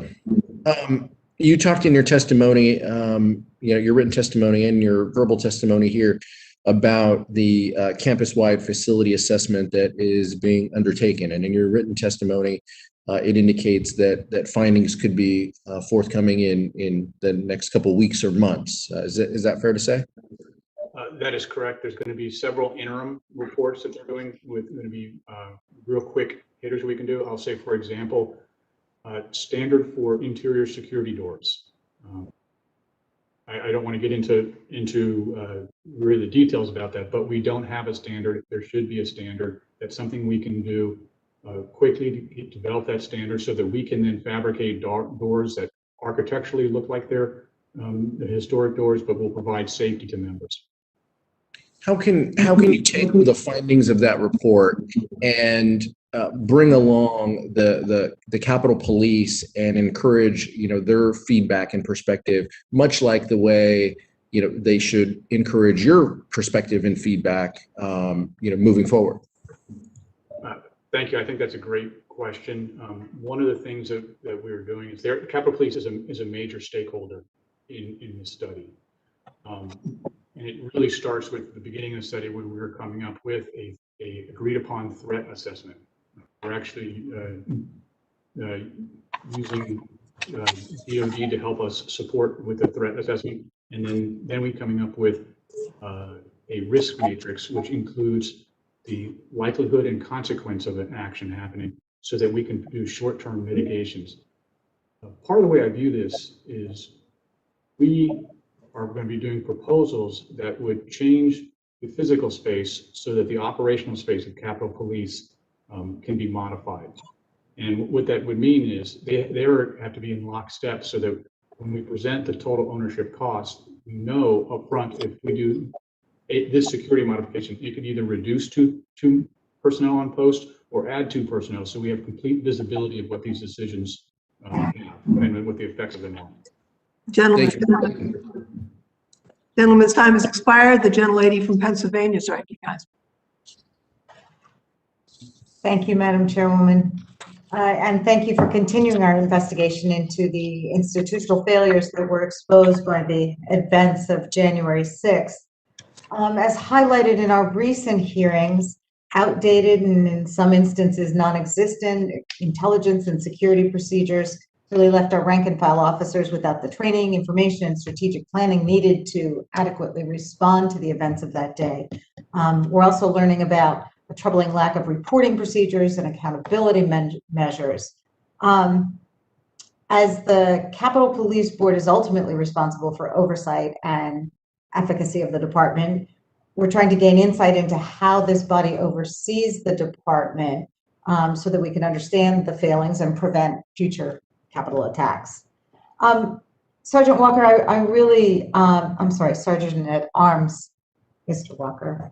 I appreciated your testimony, particularly with respect to the need to support the rank and file of the Capitol Police in a manner that will enable them to succeed in a really complex mission. And I was taken with your analogy to the Port Authority. I have a brother-in-law who served with the Port Authority, and I think you do draw some interesting parallels there about the combination of the law enforcement and protective elements. I'll be interested to hear more about that. Can you advise us which executives within the department are responsible for ensuring that policies and procedures are updated with respect to employees and officers? And what is the police board's role with respect to developing and updating policies? So the question is, who in the police, in the Capitol Police, is responsible for updating policy? Within the department, what is the Capitol Police Board's role in updating policies and procedures that govern the U.S. Capitol Police activities? So to the extent we've heard that there weren't policies and procedures in place, what is the role of the Capitol Police Board? So it's an oversight, is to provide the oversight, but what I'm looking for, and I talked to the current chief about an inspections division. So that would drill down into separate from the IG, but they don't have an inspections capability. I asked the chief about that, and she welcomed it. So I don't know if the inspections would be a part of the police board or part of the police, but wherever I work, we had inspections. We had an office of inspections that came out and verified that policies and procedures were being followed, and that we were looking for efficiencies and best practices and to optimize the organization. So going forward, I am looking for some type of inspections capability. Okay. Do you see any modifications or do you have any recommendations with respect to how we can improve the Capitol Police Board's communication and transparency with respect to our oversight obligations? So so as the newest member, I can share with you, ma'am, is that Mr. Blanton, General Gibson, and I are committed to communicating regularly, frequently, meeting collaboratively. We have met, Mr. Blanton, I think we met Monday, didn't we? Yeah, the three of us were together Monday. We were together last week. Okay. So, and I don't think our predecessors, well, General Gibson's and I had that kind of regular, close, and continuous contact. So we are moving with one voice, and our customer, you are the customer, and we are providing that oversight for the Capitol Police. Okay. Mr. Blanton, you've spoken a little bit about the policies that do or do not exist. And I see from your testimony that there's a memorandum of understanding in the works with respect to the Capitol Police to identify roles and responsibilities. Is there a timeline for completion of that? I know they're working rapidly on this, and this is really formalizing agreements that are currently, like for example, COG. There is existing throughout the metropolitan Washington area. There is agreements with mutual aid. However, the Capitol Police is working diligently to have these formalized with executive agencies as well as other law enforcement agencies in the area. The deputies met just last Friday to start to review it. And I will say also that the administration and executive branch has been actively involved in supporting these agreements. Okay. You mentioned in the gentlelady's time has expired. So could we wrap up, please? Sure. I just had one more question. You mentioned that in the aftermath of the attack on the Capitol, there were mountains of debris that had to be removed by your staff. Was that debris processed by law enforcement, or was it just disposed of? Everything that we collected, we presented to the FBI at their request. Thank you. I appreciate that. I yield back. The gentlelady from New Mexico is recognized. Thank you so much, Chair Lofgren, for bringing our attention once again to the key issues about reforming the Capitol Police and improving accountability following the January 6th insurrection. I'm equally grateful to our witnesses for their insights on what we can do to address the structural issues that the violence the mob wreaked on us brought to harsh light on January 6th. General Walker, you previously testified that in your previous role, you didn't receive approval to mobilize troops until 3 hours after you requested it, and that the former Secretary of the Army withdrew your authority to deploy your troops. We know that the absence of the National Guard during the first hours of the pro-Trump attacks placed this Capitol, the members, the officers at risk of great harm. As our new Sergeant of Arms, you're recommending we move to a protective force today, and you also pledged to us today, and I truly appreciate the sincerity and the force of your pledge that you're going to take all necessary action to protect this institution. Can you explain what recommendations you may have so that this problem regarding securing National Guard assistance doesn't reoccur? So thank you for the question, ma'am. I can share with you that the United States Capitol Police right now is training with the District of Columbia National Guard. And so we started that training. We're in almost the third month of USCP officers going to the armory and training in our tactics, techniques, and procedures, how we respond to civil disturbance and civil unrest, so that there is a shared common operating picture on what we're going to do, roles and responsibilities. Now, the Capitol Police will be in charge. We fall in on them. We're always in support. The National Guard is always in support. But so that's one thing. And what we're asking you, the lawmakers, to do is to empower the chief of the Capitol Police to be able to pick up the phone and call the commanding general of the District of Columbia National Guard and have that person, right now it's Major General McCandless, have her be able to send National Guard to the Capitol, be deputized en route so there's no delay, and tested on a regular basis, meaning what I call and clock. Call the DC National Guard and clock how long it takes to get there from a cold start on a bad day in the nation's capital. Thank you. I'm also very concerned. I like the fact that there's training on it, and then we're setting up, and you've given us a task of what we can do to authorize that in Congress. I'm also very concerned about how the January 6th attack has taken a tremendous toll on the morale of your staff, of the Capitol Police. This afternoon, members of the Capitol Police sent a letter to members of Congress to express their profound disappointment with both chambers' minority leaders' comments regarding the January 6th Commission. And that letter talks about the harmful impact on the morale of officers to this day. Madam Chair, I ask unanimous consent to enter this letter into the record. Without objection, it'll be entered in the record. So I'm also especially concerned about the impact of the insurrection on the staffers of color that, we just heard the wonderful work that they did to bring back the Capitol so that we could do our job and inaugurate our president. In January, Business Insider documented the toll on these staffers. It said several Capitol janitorial and labor employees, all of whom were Black or Latino, told Insider they no longer felt safe at their workplace and that they recounted the hurt of cleaning up after white nationalists who could have threatened their lives. Madam Chair, I ask unanimous consent to enter this article into the record. Without objection. Architect Blanton, I really appreciate your recommendations regarding restructuring.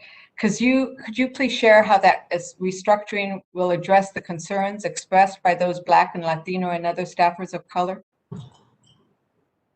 The restructuring of my organization? Yes. Okay.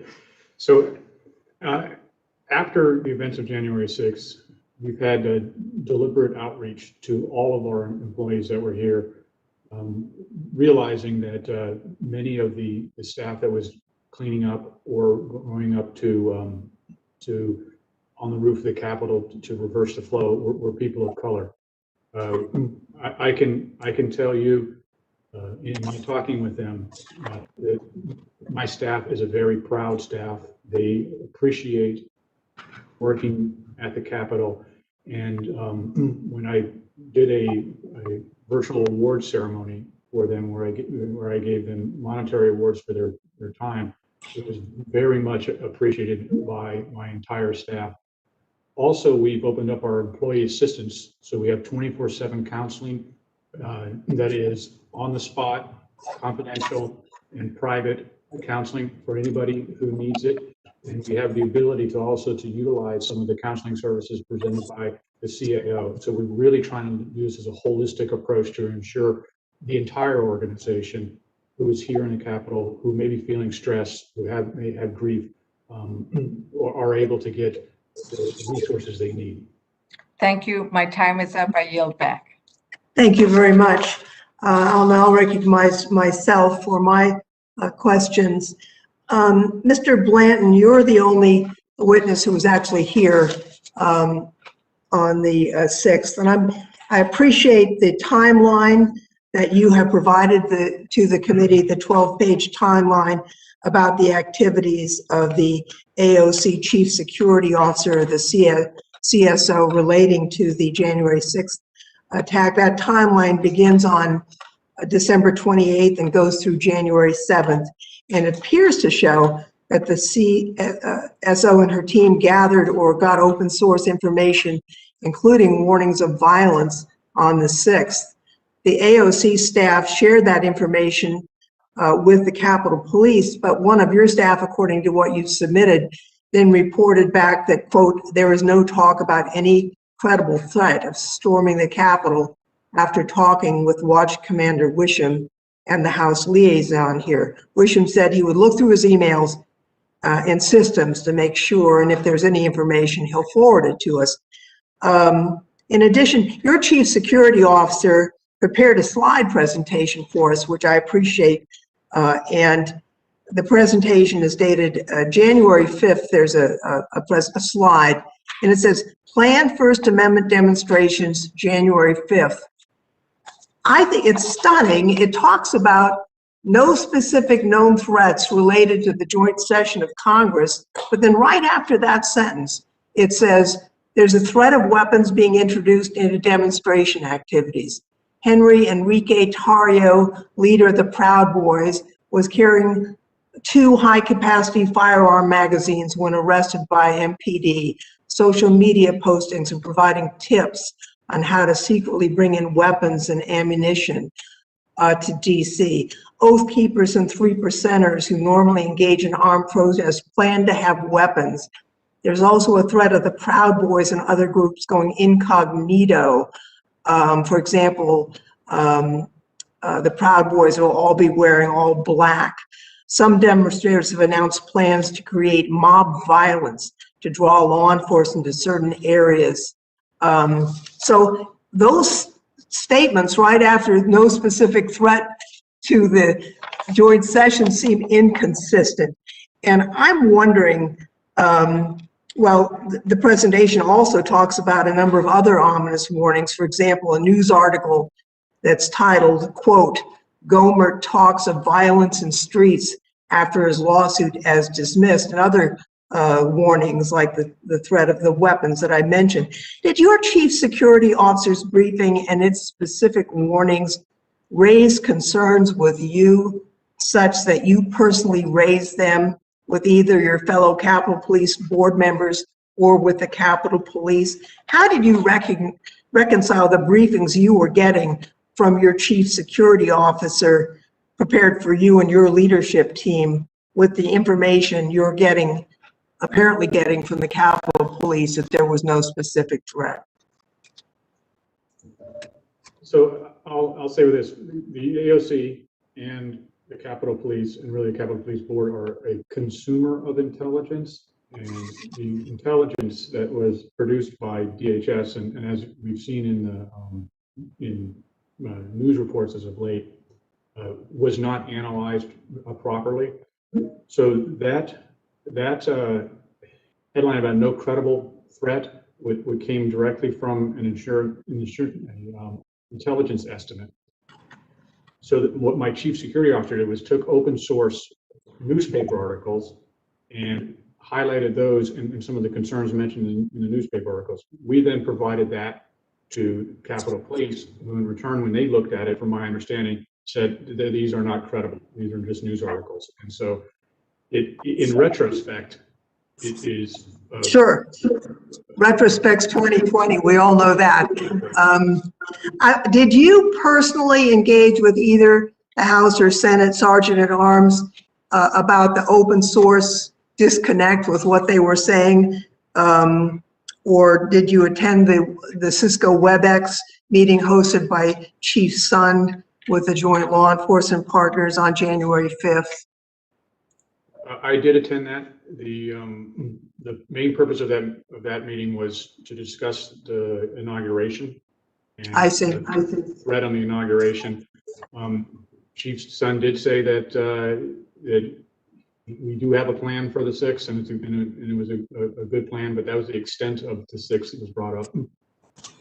If I can mention, it sounds like the question before us is whether we change entirely the Capitol Police Board, or whether we augment and put some specific requirements and add some specific resources to the board, along with some obviously attention must be made, and everyone's attention is gathered here today. So I think this hearing will help focus on this question. We do have another panel that's been waiting for quite some time, and I would like to turn to them.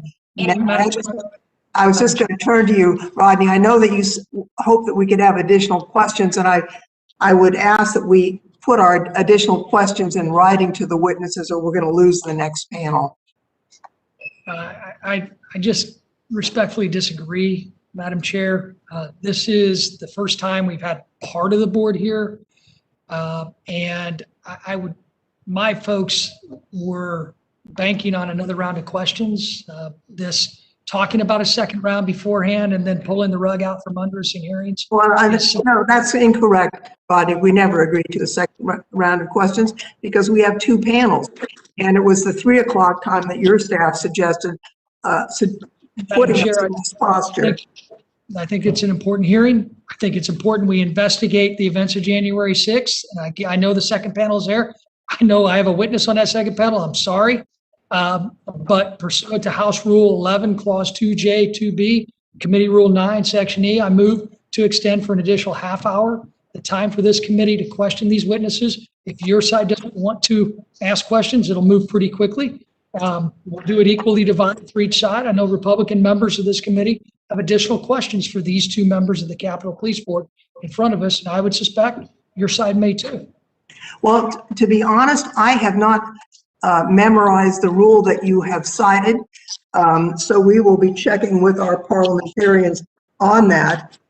For now, since our two witnesses are here in the Capitol and are not going anywhere, we'll ask that they remain here on call. Let's turn to our second panel so we do not lose them while we investigate the rule that you have cited, Mr. Davis. So we will, if that is acceptable, and I think that leaves the question open, we'll turn now to the second panel so we can hear from them. Linda Singh is the founder and chief executive officer of Kaleidoscope Effect LLC, a consulting and advisory company. She served as Major General in the Maryland National Guard and as Adjutant General and a Cabinet Secretary. She was responsible for the Maryland Military Department.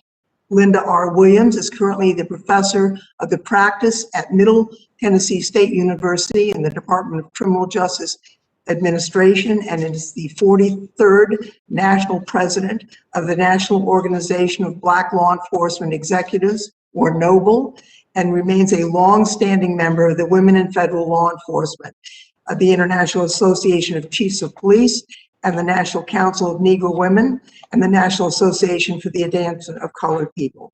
Ms. Williams began her service in the U.S. Secret Service in 1988 and held a number of positions until her retirement in 2017. Jeff Buchanan served in the United States Army for 37 years and commanded U.S. Army North 5th Army, retiring in 2019 as a lieutenant general. He's currently a senior fellow for the National Defense University and serves as a senior mentor for the Department of the Army. We will hear from each witness. Please do recall, witnesses, that your full written testimony will be made part of the record, and we ask that your testimony be limited to 5 minutes so we can get questions for you. And we do thank you for your patience. Ms. Singh. Good afternoon, Chairperson Lofgren, Ranking Member Davis, and members of the committee. I first want to thank you for the opportunity to appear before you today. And while you have my written testimony, there's a number of things that I would like to highlight, not only from my written testimony, but also from some of the comments that's been made earlier, because I think they're completely relevant. The first piece is really getting to the culture of the organization. If we start looking at making wide sweeping changes without understanding the depth in which culture played a part in things not happening in the way that they should have on January 6th, then we will put in place another structure and the culture will remain the same. The key thing that we have to focus on is the Capitol Police Board is an oversight. Oversight, not operational. They are not supposed to be doing operational day-to-day if they are an oversight board. And so we have to look at the policies, procedures, and regulations that says what's the role of the Capitol Police Board. Because if they are oversight, we don't need another board to provide oversight on them. We need to be giving them direction as in what we are expecting of them, what we want them to manage, monitor, and report back on. The Capitol Police Board is your arm to be able to report back what is happening within the Capitol Police and what needs to happen. And so when we think about culture, even within the Capitol Police, the culture within the Capitol Police on January 6th is it was business as usual. There was not a sense of urgency. And we keep hearing about this credible information. I am sorry, but as a leader, when you get information and there is a threat, you have a responsibility. It is your role, it is your job to start figuring out what you need to do to ensure your people are ready to protect your customers. You shouldn't have to wait for someone to tell you. So when I think about culture, we have to change the culture of that force. That means if we're looking at changing them to a protection force, a force protection element, then we have to change their business as usual attitude. And that starts at the top. If we get to responsible leadership, if we look at the Inspector General's report, there are items that ticks and ties to the strategic plan of the Capitol Police. What's interesting is the strategic plan from 2021 that's supposed to go to 2025 has all of the right things in it. So what we need to do is to map what comes out of the Inspector General's report to the strategic plan, put metrics and measures in place so that the Capitol Police Board has oversight to be able to evaluate and to say what is being done and what is not being done. We have all of the information. We just have to make sure that we're following along the guidelines to make it happen. Now, I know General Walker, and I also know General Gibson. And I know as Army leaders and what they've been trained, and more importantly, looking at the years of experience, if we put our arms around them, give them the right expectations and guidance and the support, along with Mr. Blanton, we can bring this in line and we can make a change going forward. But we can't do the same thing that we've been doing for the last, I think Representative Davis says, for the 75 years. We have to change the culture going forward. The next piece that I'll get to, which was all through the Inspector General's report, is about communication. And we heard it here today. Communication is fundamental to leadership. And if you can't communicate up, and so, we have to look at how the Capitol Police is communicating to the Capitol Police Board. We have to look at how the Capitol Police Board is actually communicating to the broader population there on the Hill. If we are not ensuring that communication happens, then as a leader, we are failing. You have no tolerance for that. You should not have any tolerance for that. You are failing as a leader if you don't know how to communicate. That is all through the Inspector General's report. And I would say that the training, the culture, and the fundamental structure of the organization has to be challenged, has to be pushed. And so with that, I'm going to kind of stop there because I know that I'm out of time, but I am very passionate about ensuring that this doesn't happen again and that we protect you, our members, we protect our House, and more importantly, we uphold what the Constitution tells us we need to be able to do. Thank you. Thank you very much, General Singh, and I'll turn now to Professor Williams. You are recognized. You need to unmute your microphone, however. Thank you. Committee Chairperson Representative Zoe Lofgren and Ranking Member Representative Rodney Davis, and the members of the United States House Committee on House Administration, I bring you greetings on behalf of the Executive Board, members and constituents of the National Organization of Black Law Enforcement Executives, NOBLE. I am Linda Williams, National President, Professor of Practice of Criminal Justice at Middle Tennessee State University, and retired Deputy Assistant Director and Chief Security Officer for the United States Secret Service. I've served for more than 30 years in the law enforcement profession. It is an honor for NOBLE to provide written testimony on today's topic, and I'm honored to participate in this ongoing, important work of root cause analysis and remedies to strengthen the leadership and tactical posture of the U.S. Capitol Police Force, to ensure the safety and security of our democracy, the stewards of our democracy embodied in our congressional representatives, the many visitors, staff, and facilities.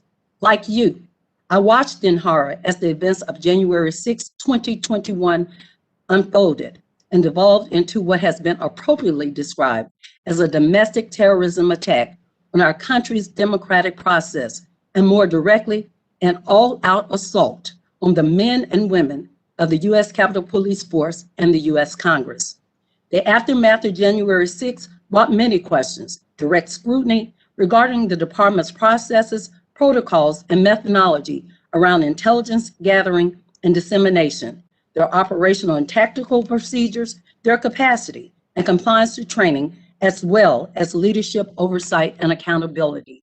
Subsequent to the events of January 6th, U.S. Capitol Police Department Office of Inspector General produced 2 flash report assessments, which identified a myriad of lapses in foundational, situational awareness, threat assessment protocols, tactical emergency response capability, a lack of baseline standardization of training, and an inappropriate alignment of manpower adequate for their mission. Continuing, the 2 reports yielded no less than 34 recommendations, mainly related to redefining the operational readiness for the Capitol Police Department's Civil Disturbance Unit, or its intelligence gathering and dissemination apparatus, understanding that the lack of operational readiness and tactical breakdowns were the most glaring deficiencies on display on January 6th, and therefore have received the brunt of what's being highlighted. First, a priority must be placed on the responsibility, oversight, and governance of leadership's role in the manifestation of these deficiencies. Often, when there is a breakdown or a mishap in operations, the first casualty is the lack of funding for a program. Lack of funding begets misaligned resources, begets scaled down procedures, begets non-compliance of SOP, and on until the weakened process becomes the problem, and instead of the decisions that created that weakened process. The continuation of the root cause analysis that is to take place in this and future hearings must end this cycle of attempting to just fix process without fixing accountability of leadership and governance oversight, and redefining the role of the U.S. Capitol Police Force, a shift in the paradigm and operations of a law enforcement agency versus a Federal Protective Service must be holistically evaluated. The morale and sentiments of those who battled arduously on January 6th should be considered in this assessment as this agency moves forward. Upon my reflection, I am empathetic to the mindset of those officers who must report to duty after such a horrendous and unfathomable day in our country's history. I pray daily for each individual traumatized and permanently scarred by those events. That as time massages the pain, the physical scars are less and the mental anguish diminishes.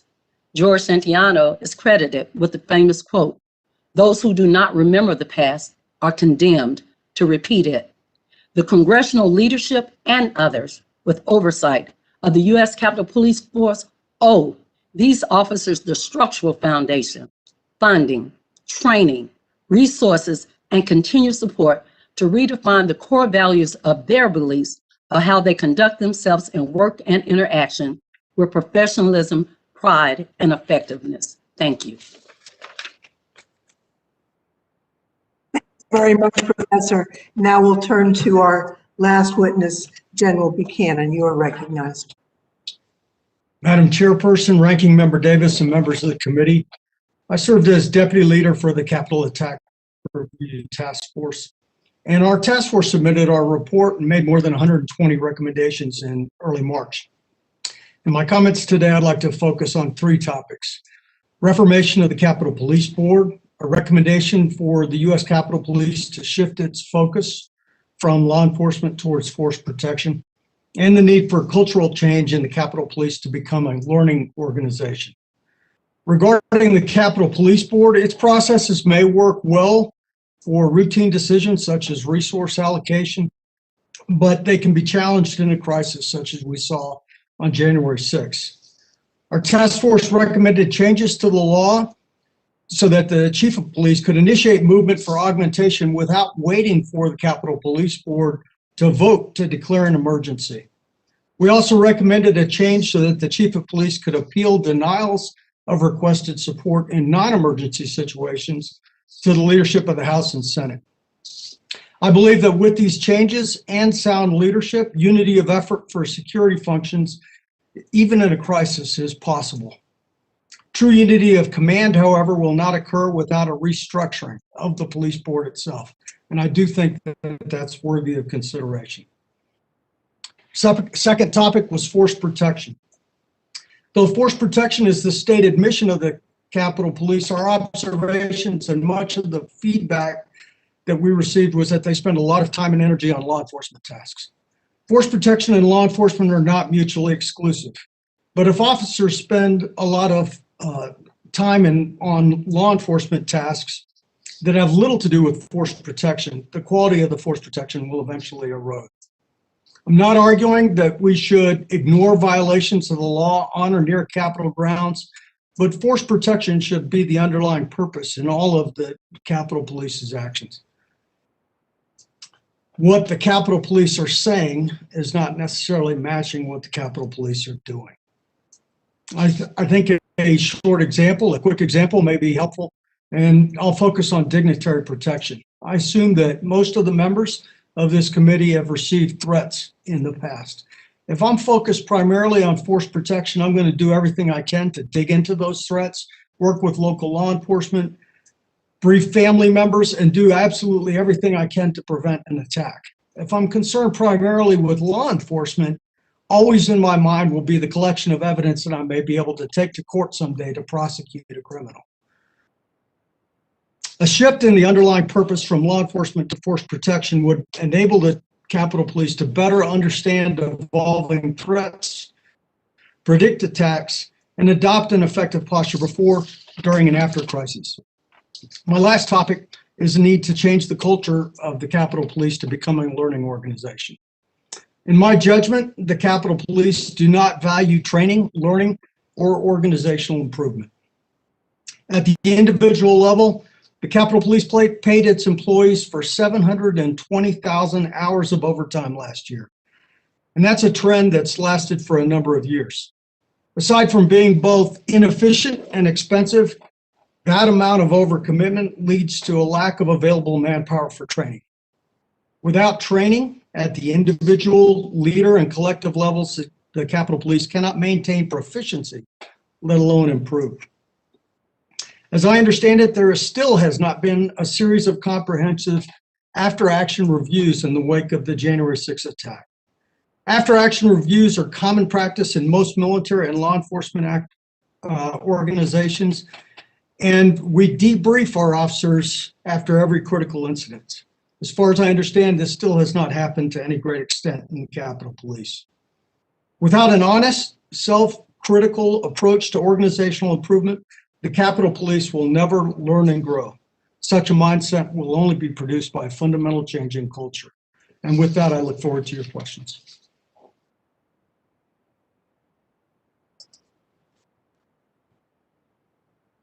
I think you're on mute, Zoe. Thank you very much to the two generals and the professor. Now is the time when members ask each one of you questions. I'll turn first to our ranking member, Mr. Davis. Just a point of clarification, ma'am. Madam Chair, did we get a clarification on my previous motion? Well, I don't think you made a motion, but if you did, it is a misreading of the committee rules and the House rules. The committee may adopt a rule allowing for extensive, beyond the 5-minute questioning. The committee has not done so, and the House rules make that permissive. So your motion to compel additional questions is not supported by the rules. And I do think it's unfortunate to try and go into, a rule-based compelling when we should have a discussion. I would like to ask these witnesses who have volunteered their time very patiently for several hours to show them the courtesy of asking them questions at this time. Madam Chair, I certainly look forward to sitting down with you, which we haven't done in a while, and actually talking about courtesy, notification, preparation, what the hearing's going to be like, how many rounds of questioning. It's a very frustrating point for me, especially after 76 years, we get partial board. I think there are more questions. We'll submit them for the record, but I will register my disappointment and also continue to have to do things like this until we can sit down and come up with agreements. I will move into Mr. Stile, or actually, I'll go. Mr. Buchanan, I really appreciate you being here. You have been great to work with since your time since we chatted on General Honoraries Commission. And I want to start off by asking General, how have police organizations changed since 9/11? I think a great example is the Pentagon Force Protection Agency, which was a subject of the attack on 9/11. But in the wake of that attack, they stood up the Pentagon Force Protection Agency, which had not existed. They invited the Department of Defense Threat Reduction Agency to come in and do a comprehensive assessment to look at all current and potential future threats. And then they built their entire system with a force protection mindset, integrated alarm sensors, how they control personnel, how they maintain access throughout the campus. So that's one example that has changed. And obviously you can look at the creation of Department of Homeland Security, TSA, there's many, many examples out there. Well, I mean, specifically, can you tell us how do agencies look? There was really a downplay of the threat analysis that we saw with the Capitol Police. Some of your recommendations in the report reflect that. As a matter of fact, the briefing I received the day before January 6th gave me no indication at all that anyone in the Capitol Police would have expected to see what we saw on January 6th, especially knowing now that intelligence was relayed from the Norfolk FBI office to the Capitol Police Intelligence Division. So with that, can you give me an indication based upon what we know about the Capitol Police and what we know about the Capitol Police Board? What can we learn from other offices, other police agencies and organizations throughout the country to make sure that we don't see the mistakes that we saw leading up to and on January 6th? Thank you, Ranking Member Davis. I think that the key is in my third point, which is they have to become a learning organization. They've got to step back after every incident, after every training event.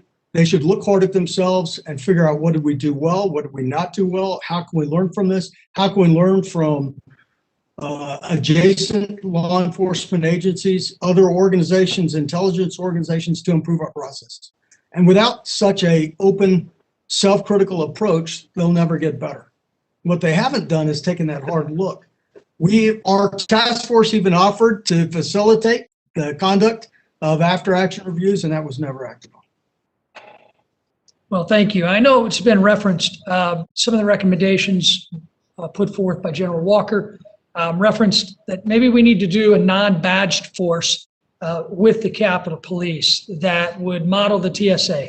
Many of us, I love our TSA agents, many of us who've been through airports a lot, may not want to use that model to explain what that secondary non-badged force would look like.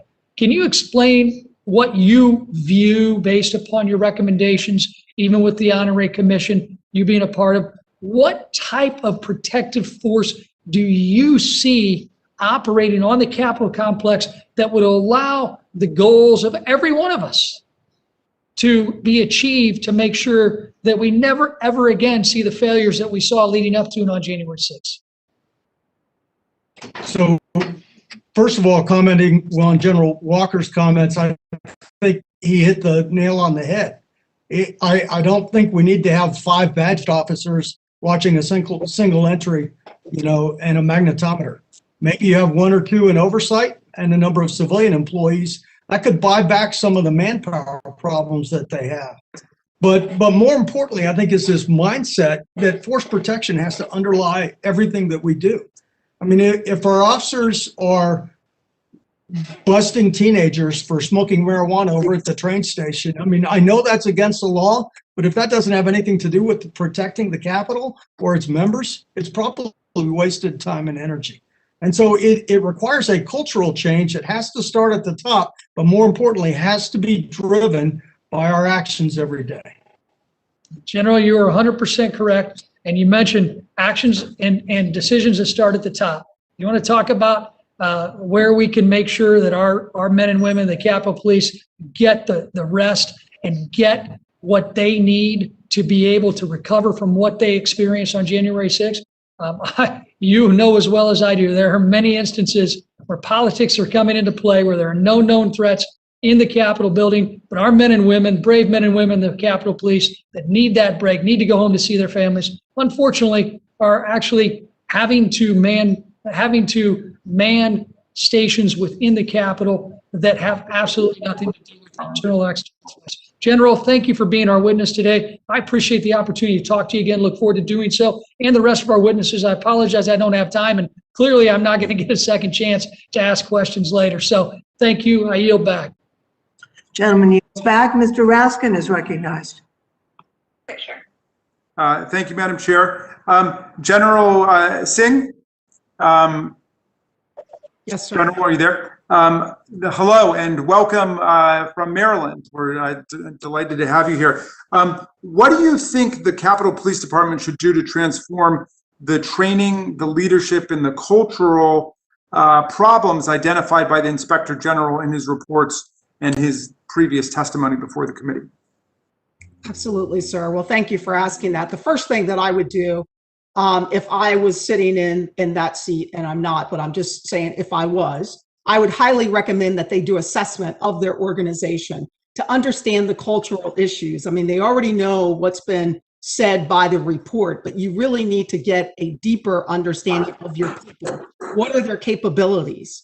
As you're starting to look at moving them to a force protection element, you still need to look at your people, because you have to know, okay, who do I have in place, and are they going to be able to do those jobs? If they are not the right people, you're going to have to start either one, getting them the training, or two, moving them out. Because when you think about changing organizations, it's more than just standing up a structure. It is about, the people you have, the leaders you have, are they experienced enough? And then are they going to be motivated enough to actually move into that force? And I agree that they have to have a training mindset. When I sit there and think of all the things in their strategic plan, it starts with leadership. It starts with training, which is a leader's responsibility to ensure their force is trained. It also is a leader's responsibility to ensure that they know their organization, know the shortfalls, and know how they're going to move them forward. Well, I appreciate that because, we've detected some remarkable deficiencies as identified by the Inspector General, and a force that wasn't prepared in a lot of ways. And it was not fair to the people on the line to send them into what was really battle without the proper physical equipment, without the proper training, without the proper coordination. And it was really a catch-as-catch-can situation. In your role as Adjutant General of the Maryland National Guard, you helped lead the response to the 2015 Freddie Gray protests in Baltimore. What lessons did you learn that could apply to the Capitol Police when dealing with major civil disturbances? Well, it's a great thing to reflect on. And General Walker and I talked about this quite a bit when we were going through this. And I should say, I don't mean to equate those two things. I mean, we had an organized violent insurrection and a coup that's essentially taking place here. But nonetheless, you learned a lot. Absolutely. And there were a lot of parallels, right? So first off, equipping of our force. Baltimore City Police was not equipped. They did not have the right equipment. They did not have the right training.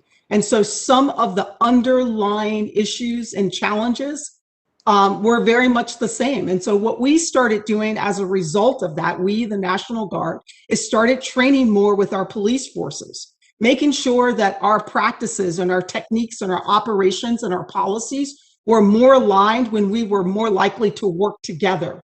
The other thing that we started doing is, or at least I started doing, is meeting with all the chiefs. So all of the chiefs of the large departments, I started meeting with them on a regular basis because I did not want to show up at a crisis and not know who they were.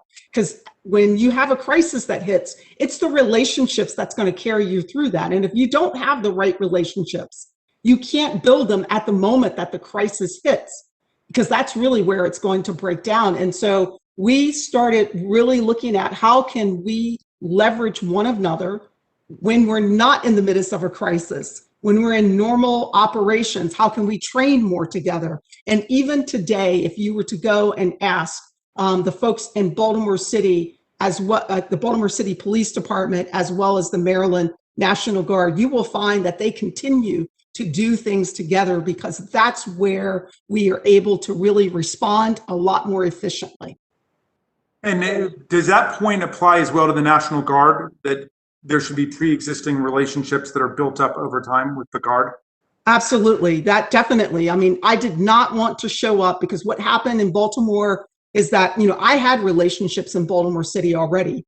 The state police superintendent, I already knew Bill, even though he had only been, in his role for a very short period. We were cabinet secretaries together. And so we started spending more time together. And there's one thing on this whole thing of information that was really a lesson and why we were able to respond a little bit different in Maryland than, what you've seen happen. And there were a number of things that were at play at the Capitol, right? But this is one piece that I think we absolutely have to make a point of is they showed up in my office several days before the civil disturbance hit on that Monday. And when I say they, that was the emergency manager lead, as well as the superintendent of the Maryland State Police. And we started talking about the information that they were seeing, the trending that they were seeing. And that gave us pause. So therefore, we as leaders said, we need to figure out what can we do to be ready in the event that something hits, which is what we did. Thank you very much, General Singh, and I yield back to you, Madam Chair. The gentleman from Georgia is now recognized. No, thank you, Madam Chair, and I'll get right into the questions. General Buchanan, thank you for your service and for what you have been doing as part of this task force. In your written testimony, you mentioned that the Capitol Police last year paid its officers more than 720,000 hours of overtime. How did we get into this position? I think it was a lack of hiring over the years. And I'm not sure exactly what the numbers are now, but as of early March, they were 233 officers short of what they were authorized. And in our estimation, they were short, their authorizations were short of what they should have. So they had few manpower, or a little bit of, or a lacking of manpower. And then as I just described, when we have badged officers gathered in groups doing things that may not require badged officers, that requires a lot of overtime. So do you think this high amount of overtime has affected the Capitol Police ability to adequately protect members and staff and maybe had an impact on the morale of the force? Yes, sir, I sure do. Aside from being committed a lot, like I mentioned, they don't have time to train. And if they don't have time to train, they can't stay in touch with evolving tactics. Most police forces around the country have spent over the last 5 years, have learned a lot from what's been happening across the country. And they spend time and energy on de-escalation and things like this. Right. Those sorts of evolving tactics, as far as I understand, have not been trained across the force because they don't have available manpower. So now that we're on the subject of training, aside from having more time for training, how should the Capitol Police improve the way it trains officers? Well, I think it starts with leader training. This is one thing that also has not been valued. They're unlike most of the other law enforcement agencies in Washington, D.C., that routinely exchange officers across the force. They learn from other agencies and then bring the best practices to their own organization. That has not been a routine practice. At least at a large scale in the Capitol Police. But we need to invest in our leaders and start with the leaders. Like General Singh mentioned, it's training and responsibility for training and learning starts with the leaders. So I think we really have to focus there.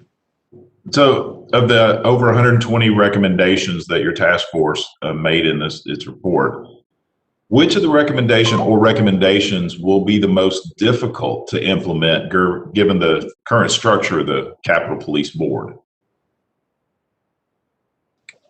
Sir, I'll take on the board itself. I think it's relatively easy to change to U.S. Code 1970 and 1974 for emergency procedures so that the chief of police can ask for help without getting the board to vote. If, however, we're going to look at restructuring the board itself, that would be very difficult. And it's really because of the bicameral nature of Congress. I'm not a historian. I know the board was established in 1873. I believe the reason it has the structure it does is because of the sharing of power. But I think it's worth thinking about bringing in a single person where you have both responsibility, authority, and accountability all together in the same person who's responsible for security. How do we get that person? You know, I am not sure. I mean, are we going to reach out to the executive branch to appoint somebody? I'm not sure that Congress wants to give up that authority. You know, so I'm not sure how we get there, but I think it's worth thinking about. Well, and I think many of us would like to see us move in a direction to where there's a limit on the political influence over the decisions, and the decisions are made on force protection alone. And I think that would be a great direction to go. I'm running short on time, but in your assessment, what do you think is the most important first step towards the Capitol Police shifting its primary focus towards force protection? What is the most important first steps to do that?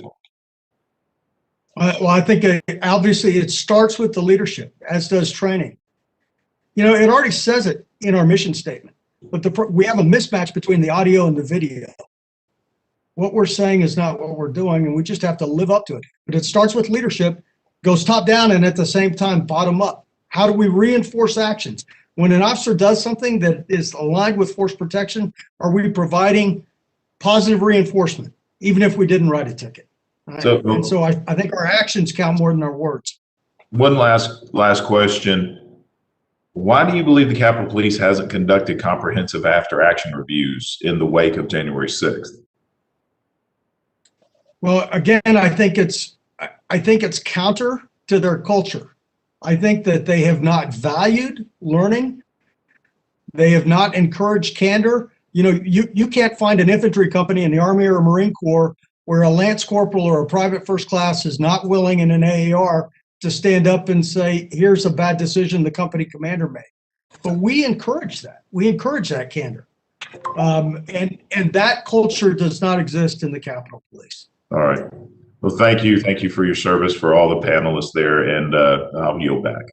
Gentleman yields back. I would note that a vote has been called on the House floor. We do have a little bit of time before the vote closes out, so I hope that all the members can have time to ask their questions. I will ask people to try and stay within their 5 minutes. And Mr. Butterfield, you are next. Thank you very much, Madam Chair, and I will definitely stay within my 5 minutes. And thank you to the three witnesses for your testimony this afternoon, and thank you for your patience. Let me start with Linda Williams. Thank you, Ms. Williams. Please give my best wishes to Noble. We have many Noble members in North Carolina and definitely in my congressional district, and so thank you for the work that you do. Yes, sir. I inform Ms. Williams that the Capitol Police lacks a codified leadership development program and a training program. Based on your experience with the service, should the department move to a protected service agency model? How critical is it that they have a codified leadership development and training program? That's my question. It's very essential, like it has been stated, from the top down.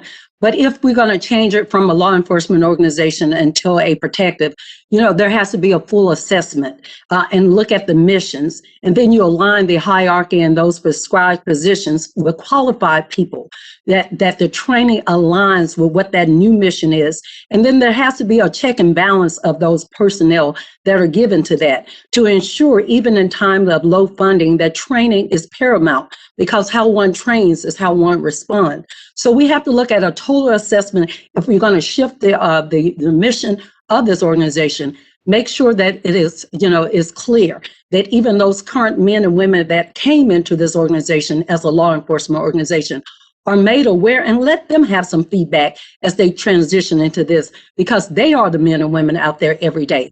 Yeah. So we have to look at a totality of everything of how we're going to redefine that mission and that organizational structure.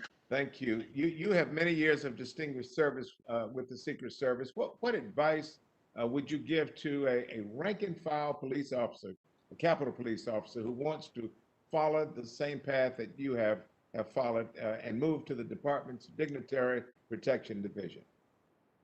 I would tell them to put their all in it, ask questions, ask for the training, ask for feedback. If they're not getting it, ask who do I go to? Know what you're doing and what you're aligned to do. And of course, hold yourself accountable. But go to those supervisors that are tasked to be supervisors, to oversee what responsibilities that you have been assigned to. And if you feel that you're falling short of that, then you need to reassess that organization, your status there, and even if that's not the organization for you, but there has to be accountability. Everyone has to account for someone and their actions, and there has to be some feedback and evaluations and in-service training and continual communication, open communication, that from the lowest person to the highest person, they know exactly how this organization operates and what opportunities there are for them. Well said, thank you. And to you, General Singh, and thank you for your many years of service. Have you had an opportunity to review the Capitol Police's strategic plan? Have you had a chance to look at it? If so, what is your assessment of that plan? I have had the opportunity, sir, to look at the strategic plan. And here's the challenge is the strategic plan has all of the right pieces and parts in it, but most leaders do not know how to take a strategic plan, operationalize it, and then communicate it down to the lowest level. That is usually where most organizations just fail. They take the strategic plans and they go, oh, it's done, and we put it on the shelf. And so if someone was to come in, the first thing is looking at that strategic plan, looking at those IG reports and saying, what do we have in our strategic plan that's going to map to that? Those would be some simple steps that they could do and start moving in that direction. If the department were to move to more of a protected services agency model, would the strategic plan need to be amended? Absolutely. The strategic plan would have to be amended. But what's interesting is there are parts in the strategic plan that says they are a force protection agency. And so, the things aren't aligning. And that's where I think there's a huge challenge. And I agree with Ms. Williams is that they have to do an assessment. That has got to be the first and foremost thing. If we just say they're going to be a force protection element, it won't happen without taking them through some regimented steps that says, how are we moving from point A to point B? Thank you. That's very clear. General Buchanan, we've run out of time, but thank you, sir. Thank you for your patience, and thank you as well for the service that you've rendered to our country. I yield back, Madam Chair. The gentleman yields back. Mr. Stile is now recognized for 5 minutes. Thank you, Madam Chairwoman. Appreciate you having today's committee hearing. I would have loved the opportunity to have a second shot at, in particular, with our Capitol Police Board, or at least the portion that made the hearing. For the record, I would like to submit for the record House Rule 11, Clause 2J, 2B, and Committee Rule 9E. I'll park the rest of my comments on that because we just got a great panel. Those can be submitted for the record, though. Sure, without objection. All right, so let's dive in if I can. General Buchanan, I appreciate you being here today. We've spoken about the Capitol Police transitioning towards being a protective force. Could you quickly provide examples of how we should model the Capitol Police, in your opinion? I gave a couple of examples in the outcomes, with what we're spending our energy on, but I think it starts from the beginning. And I think we heard from board members in the first panel about asking for help from DOD, probably DTRA, the Defense Threat Reduction Agency, to come in and help us understand what are the threats that the grounds face, what are the threats that the members face, and now and maybe even more importantly into the future. We can't be myopic and just look back on 6 January and then build the force to deal with those threats. Understood. And as you look at that, how would you think of what that transition would take, and what are those pitfalls that we should look for? Well, one of the, again, one of the things is to understand what those threats are and what the potential is. Some of the pitfalls is that we fall in love. I think sometimes we end up falling in love with the solution without really understanding the problem. And I'll just give you a quick example without going into a lot of detail. It has to do with our sensors and alarm systems that we have around the Capitol today. It's a series of good ideas applied over time, but the result is what we have is we have a lot of systems that are not connected, that are not tied together. They were a good idea 10 years ago, then 5 years ago, but what we don't have is a comprehensive system that actually makes the best sense to protect the force today. Appreciate that. There's obviously been a lot of bureaucracy involved in the decision making, in particular as related to the January 6th events. We've heard a lot of conversations about this. In your experience, have you seen a police force or a protective force with a model similar to the United States Capitol Police, in particular the United States Capitol Police Board? I have not, but please recognize I'm not a dedicated law enforcement No, but professional. in your opinion, that's fine. You haven't seen it. I think it's worthwhile for all of us on this committee, the elected members of Congress on this committee, that should note that if it hasn't been used elsewhere, in your short analysis, you haven't seen it. Maybe we shouldn't be using it here either. It appears the Capitol Police were not permitted to make some important decisions on January 6th, in part because of the slow process of the Capitol Police Board. Looking at that, should the police chief have authority without board pre-approval to call backup in an emergency, in your opinion? I do think that he currently has the authority to request augmentation from agencies that already have jurisdiction. So, for example, he can call for help from Metropolitan Police Department, U.S. Secret Service, but he can't go to the National Guard, and he also cannot swear in emergency officers without a vote and declaration of emergency by the police board. And this is one of the changes we recommended. Okay, so those are some of those changes that you think we could do to ensure decisions are more efficiently made, in particular in the case of emergency? Yes, sir. Okay, so as I said at previous hearings, to me it appears that the Capitol Police Board's operated as a political body and not really as a nonpartisan law enforcement entity. And this is obviously a political place in the United States Capitol, but security isn't partisan. Question for you is, how do we really solve that issue? How do we take the partisanship out of the Capitol Police Board, in your opinion? Well, I think, there's value in the police board for what it does for routine decisions. But I think, like I mentioned earlier, I think it's worth considering bringing the responsibility, accountability, and authority for security actions together in one person.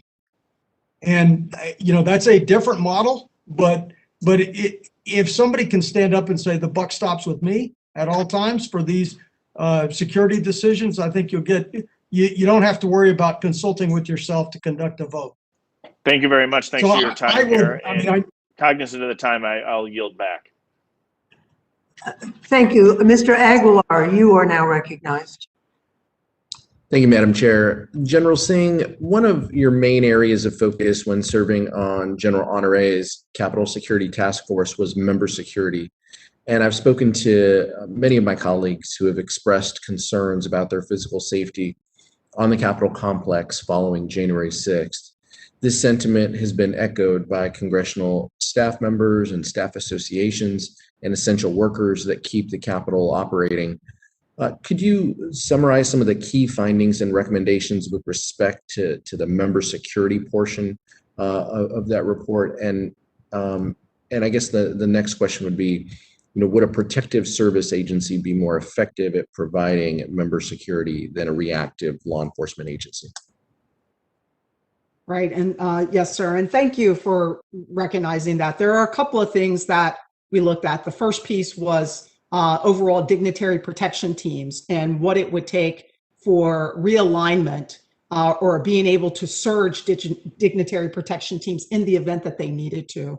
That whole process has to be really fleshed out and looked at, because the key thing that they focus in on is threats, right? Or at least risk to members. And I want to say risk versus, in some cases, threats. And so one of the things that we recommended is that they need to really create a risk model, right? A risk profile for members so that they know what could be causing I hate to say causing, but for a particular member, what's their risk profile? Do they need to have more security? Do we need to coordinate more with locals? Should we be tracking more? Should we make the member aware of what's going on and what's coming in? And then what are the members seeing? So the risk profile and how the dignitary protection teams get assigned was one piece of it. The other piece was member travel, member security at the district office, as well as their residents.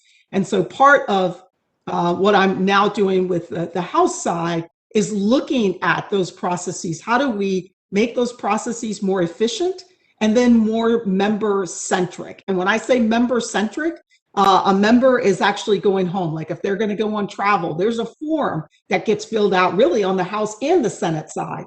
Those are manual processes. We're actually saying they fill in a form and then somebody is tracking that pretty manually. So how do we improve that process for the member staff, for the members themselves? And then looking at their security systems. How do we improve our ability at, from the sergeant at arms level to be able to track all of those pieces and to know that if a member has improved their security system, we know what that is. And so it really is trying to make things a lot more efficient for member security, giving more information to the members or at least the member staff so that they can see, if something increases my risk profile, well, what would that be? And knowing that not all members are going to want to have that same level of specificity. So we have to make sure that we're considering that across the board as well.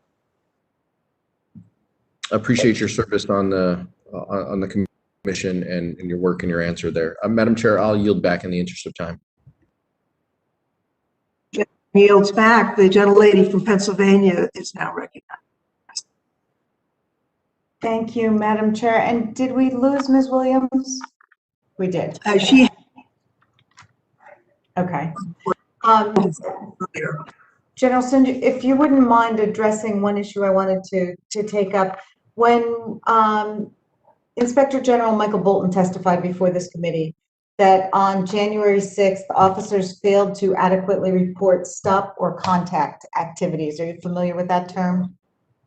Sorry, what was it? You failed to report stop or contact activities. So the observation of suspicious or unusual activity by rank and file, and that didn't happen. Do you have any thoughts on how rank and file officers should go about collecting intelligence and then communicating up the chain of command? Well, I mean, this plays right into looking at their overall, culture. The culture is that we allow everyone to come into the Capitol. We're not really going to stop them. We're just going to send them through the normal procedures. And that is really, some of what they were doing that day. I don't think that they could understand, where do we draw the line? What should we allow to happen and what shouldn't we? And what should be occurring or should have been occurring at that point when they started seeing it escalate, they should have said, okay, this is now a point in which it crosses the line. I'm sorry, you have to go. And they needed to shut the doors, right? And I know that that's easier said than done. But when I look at making sure that they understand where that demarcation point is, when is it that I can say, no more, you need to stop. You have now crossed the line. I don't think that they understand that. It's not in place. And so we have to deal with those fundamental cultural type things. Okay, and training too, I assume. And training, absolutely. Because I think, part of it is if you're not training, right, what you see them doing every single day is what they train on. Right. So therefore, that's part of their normal business. One more quick question. We've heard that the Capitol Police are currently 233 officers shy of the number of officers authorized. We've heard a lot about the fact that they don't have adequate additional personnel for training. The overtime is off the charts, et cetera. Do you have suggestions to help improve recruitment? And keeping in mind that, kind of what we're hearing on the street now is in the wake of January 6th, we're probably going to lose even more officers. Yeah, I mean, first off, you've got to take care of that force. Yes. Leadership has got, this is paramount. This is where good leadership comes into play in terms of taking care of your overall force and your structure. You are going to lose some in terms of retention. We're seeing that. It may not necessarily be just tied to 1-6. We're seeing that across the country for all law enforcement. And so part of, what they need to be thinking about doing is how are we going to start giving more training? How are we going to start changing the way we leadership deal with our folks and really start helping them to get what they need? And if we can't get them to step forth from a leadership perspective to do that and really understand what's the lowest line person need to be able to do their job, then we're going to lose them time and time again. And some of that is about accountability. It's about metrics and measures. I mean, just as much as we're telling them they have to be accountable to us, they also have to be accountable to measure their folks, to reward their folks, to make sure they're getting training. Training is more than just what they need to do their job. It is something that helps an individual kind of raise their level of performance. And so we need to be doing those things across the board. And it starts with leadership, right? And it has to go all the way down. Well, I appreciate that. And if you have further suggestions on what we can do to support our Capitol Police Force, because we are very grateful to them and know that they've been through a lot. So thank you, and I yield back. The Congresswoman from New Mexico is now recognized for 5 minutes. Thank you so very much. General Buchanan, as we saw firsthand on January 6th, domestic violent extremism and racially motivated violent extremism on the rise in the United States. How does this rise impact your analysis about shifting the department from traditional law enforcement to protective services agency? Thank you, ma'am. I think if we go back to 9/11, we did a lot of things in the wake of 9/11, given what the threat we saw at that time. And in some ways, a number of our law enforcement agencies haven't really changed over the years, but we were focused primarily on external threats. And, as the way I look at it, when one is trying to use violence or the threat of violence to intimidate others and have a political outcome, that looks a lot like terrorism. Whether the source of that terrorism is domestic or external, I think that's what we're dealing with. Right. So in terms of the Protective Services Agency, we're dealing with terrorism. It seems to me then that that the Protective Services Agency approach is going to be better suited for that, right? But that there is also a certain level, and maybe it's not the kids or whoever is smoking marijuana at Union Station, but that there is some law enforcement role as well. Are they mutually or exclusive, or how does an organization handle both potential aspects? Ma'am, no, they're not mutually exclusive. In fact, a lot of times you could be doing law enforcement tasks, but if your overall purpose is force protection, that's always in the back of your mind. That's the reason you stop a car that's speeding on an adjacent road, is not necessarily just to issue a ticket. It's to have an engagement and try to understand whether that person constitutes a threat. And I think that goes to the issue that Dr. Singh has been raising in terms of training, so that we create a flexibility among our officers. And actually, I keep talking about morale, and then it also, I would imagine, increases morale because you then know that you are prepared. Dr. Singh, I want to follow up with you on something that I'm just struck with, and that's that there was a startling, unequal law enforcement response to the Black Lives Matter protests last summer, and then the white nationalist insurrection that we saw on January 6th. And that's somewhat haunting to me. And we actually, at our last hearing, Chair Lofgren noted that there was an officer who said, and this is the officer's quote, that a radio broadcast was sent out to outside units. It said, "We are not looking for any pro-Trump in the crowd. We are only looking for anti-pro-Trump who wants to start a fight." So that goes back to the concern about ignoring what we were seeing coming down, and just that there was an unequal deployment of concern regarding this. And you've spoken a lot about the importance of culture. So what advice would you give to the Capitol Police and its board as they look to improve the department's culture and ensure that justice is applied effectively and equitably? Right. Well, you know, as I'm listening really to all of this, that intelligence unit within the Capitol Police should be focused in on everything that they see. They are not trained to the level that they need to be able to analyze information. And so for them to say, well, it's coming in on a website, it's not credible. That is very credible because that's how domestic terrorism actually advertises. That's how they recruit. That's how they push events. And so that intel piece has to be focused on, and they need to be reporting it regardless. And they need to look at everything with an eye of scrutiny. And that's what I think was missing, right? We just missed the boat and we said, oh, well, that's never going to happen. But yet all the indication was it was surely going to happen. We did not read the intelligence right. And I'm not talking formal intelligence. I'm talking what happens out on social media. Even when Baltimore hit, we knew that things were happening because it was being driven on social media. That's where we were picking it up. It wasn't coming through the FBI or any of that. Yes, we got some of that, but we were seeing it come through social media. Having our eyes and ears open to what's happening around us. My time has expired. Thank you very much. I yield back, Madam Chair. Thank you very much.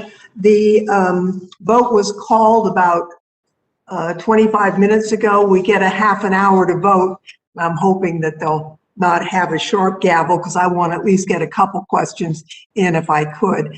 It's been striking to me that General Buchanan and General Singh, you have very similar takes on this whole situation. I appreciate the time and energy that you put into this and the advice that you've given to us. Based on the experience that both of you have had, what do you think is the most significant deficiency within the Capitol Police and the Capitol Police Board? So, General Singh, you want to go first? Sure. I would say the most significant piece is the relationships and communication that happens that's got to improve like immediately. I mean, we can change the structure, but if we can't get leaders meeting and talking about issues, talking about challenges and respecting one another's opinion, and I'm not saying that that's happening today, but that has to change. That's first and foremost has to change. General Buchanan? thanks, ma'am. I think it's, as far as the board is concerned, it's related directly to what General Singh just talked about, but it has to do with openness and transparency. The people below them, the people above them should understand what's going on, why they're making decisions. And that's directly related to communication. As far as the Capitol Police itself, I think General Singh hit on a bunch of the cultural changes that need to happen, and I did as well. For me, the biggest issue is we'll always be stuck in our past if we don't become a learning organization, if we don't fight to get better every day. Well, I want to thank you two, and as well as the professor who had, by previous agreement, had to leave earlier. As I said the night of the attack, to the speaker as well as the ranking member, and have said consistently and publicly since then, the insurrectionist attack has to be subject to vigorous oversight, including both by an independent bipartisan commission as well as our committee of jurisdiction and other committees that have jurisdiction. We have had active oversight on the January 6th attack. In fact, this committee has had more hearings on the January 6th attack than any other committee in Congress, and we're not through yet. I think it's important to note that, this didn't begin just after January 6th. In the last Congress, we instituted monthly meetings with both the Capitol Police and its Inspector General, which were open to the minority staff as well. We also held bi-weekly meetings with the Fraternal Order of Police, as well as nonprofit groups to discuss the Capitol Police operation effectiveness and transparency. as well as its interaction with members, employees, and the public. We also held a public oversight hearing, and we have raised a number of concerns in that hearing and in those meetings about training and other things. But obviously, we're not there. That work laid the groundwork for this hearing, and we have more work to do. I'd like to, by unanimous consent, enter into the record the following material: a written statement by the former director of the Pentagon Force Protection Agency, General Jonathan Kofer. He discusses the department's potential shift to a protective agency model, and he actually oversaw that to the Pentagon. So it's very insightful testimony, as well as the Senate Sergeant at Arms statement, a letter from the 9/11 Commission chairs Thomas Keane and Lee Hamilton, a letter from former national security, military, and elected officials, as well as a list prepared by the Nonpartisan Congressional Research Service outlining the many times that the full Capitol Police Board has testified at past congressional hearings. It actually is not correct that they have not appeared as a group before the Congress since 1945. In fact, they have appeared numerous times as a group and many more times individually. So that will go into the record. We will also, members have additional questions. I'm sorry that the timing did not permit an additional round of questions, but the record is open for members who have additional questions, and we would ask all of the witnesses to respond to those questions in writing, and the hearing will be held open for those responses. I want to thank each one of you. Certainly, the architect and General Walker are employed by the House, but everyone else is a volunteer. You're just here to help us out. And we appreciate that your sense of patriotism and service to your country would lead you to do that. And with that, with thanks, this hearing is adjourned.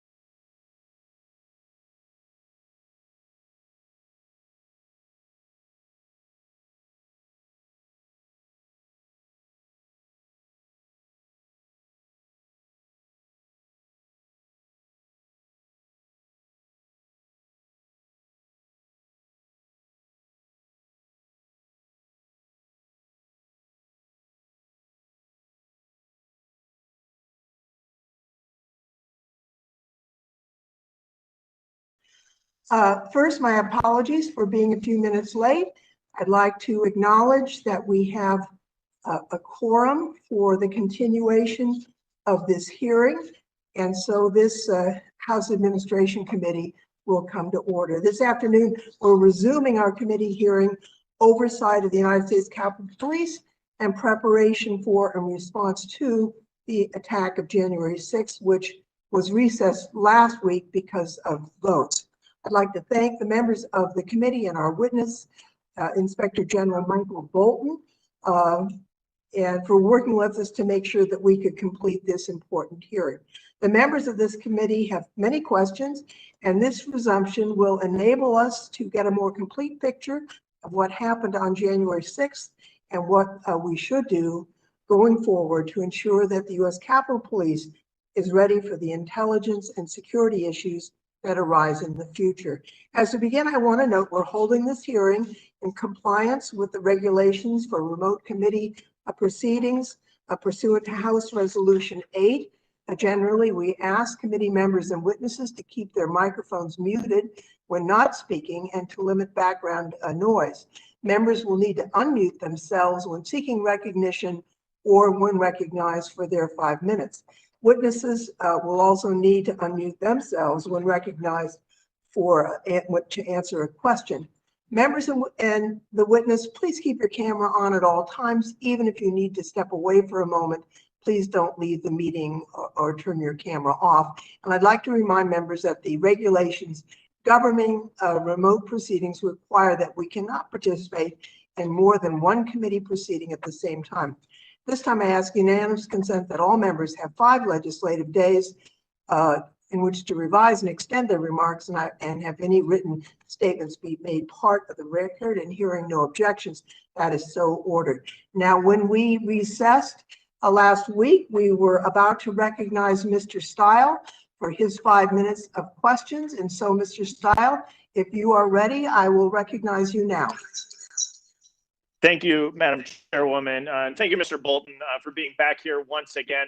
I want to pick up right where we left off and dig into some of the concerns that I have about the issues not being addressed at the U.S. Capitol Police's intelligence operations. And so to pick up, was there, in your opinion, one single point or multiple points of failure with respect to the receipt and analysis of intelligence concerning January 6th?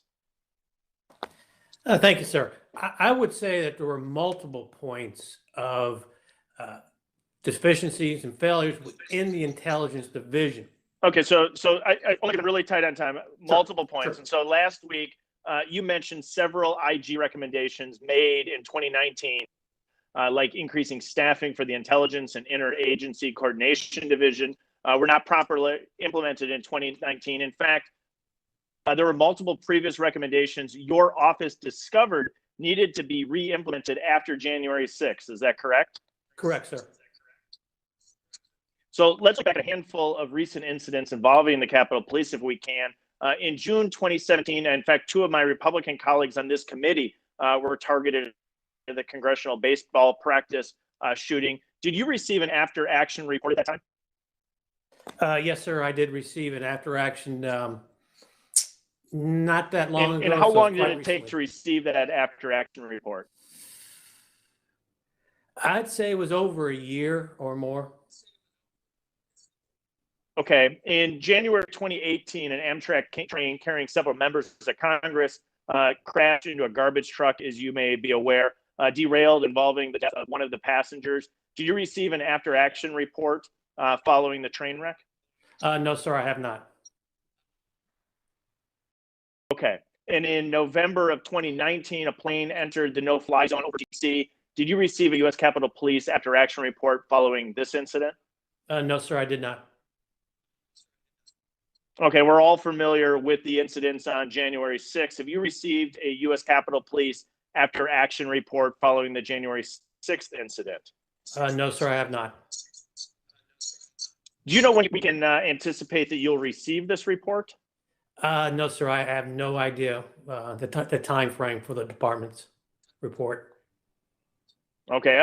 Let me speak. I mean, on risk of speaking on behalf of all my colleagues, I can say that I, for one, eagerly await the opportunity to review that report. I have some real concerns here for what I'm hearing about the lack of after-action reports. Other police departments around the country routinely use these to fix problems and implement proactive changes. And there seems to be a problem with the U.S. Capitol Police implementing changes first, and then also learning from our mistakes, where I think after-action reports could be uniquely beneficial. There seems to be that this problem, in my opinion, starts from the top, and we're not going to be able to resolve it until we make necessary reforms to the organization in charge, which is the Capitol Police Board. After-action reports are just going to be absolutely critical in this, and I think it's something that this committee is going to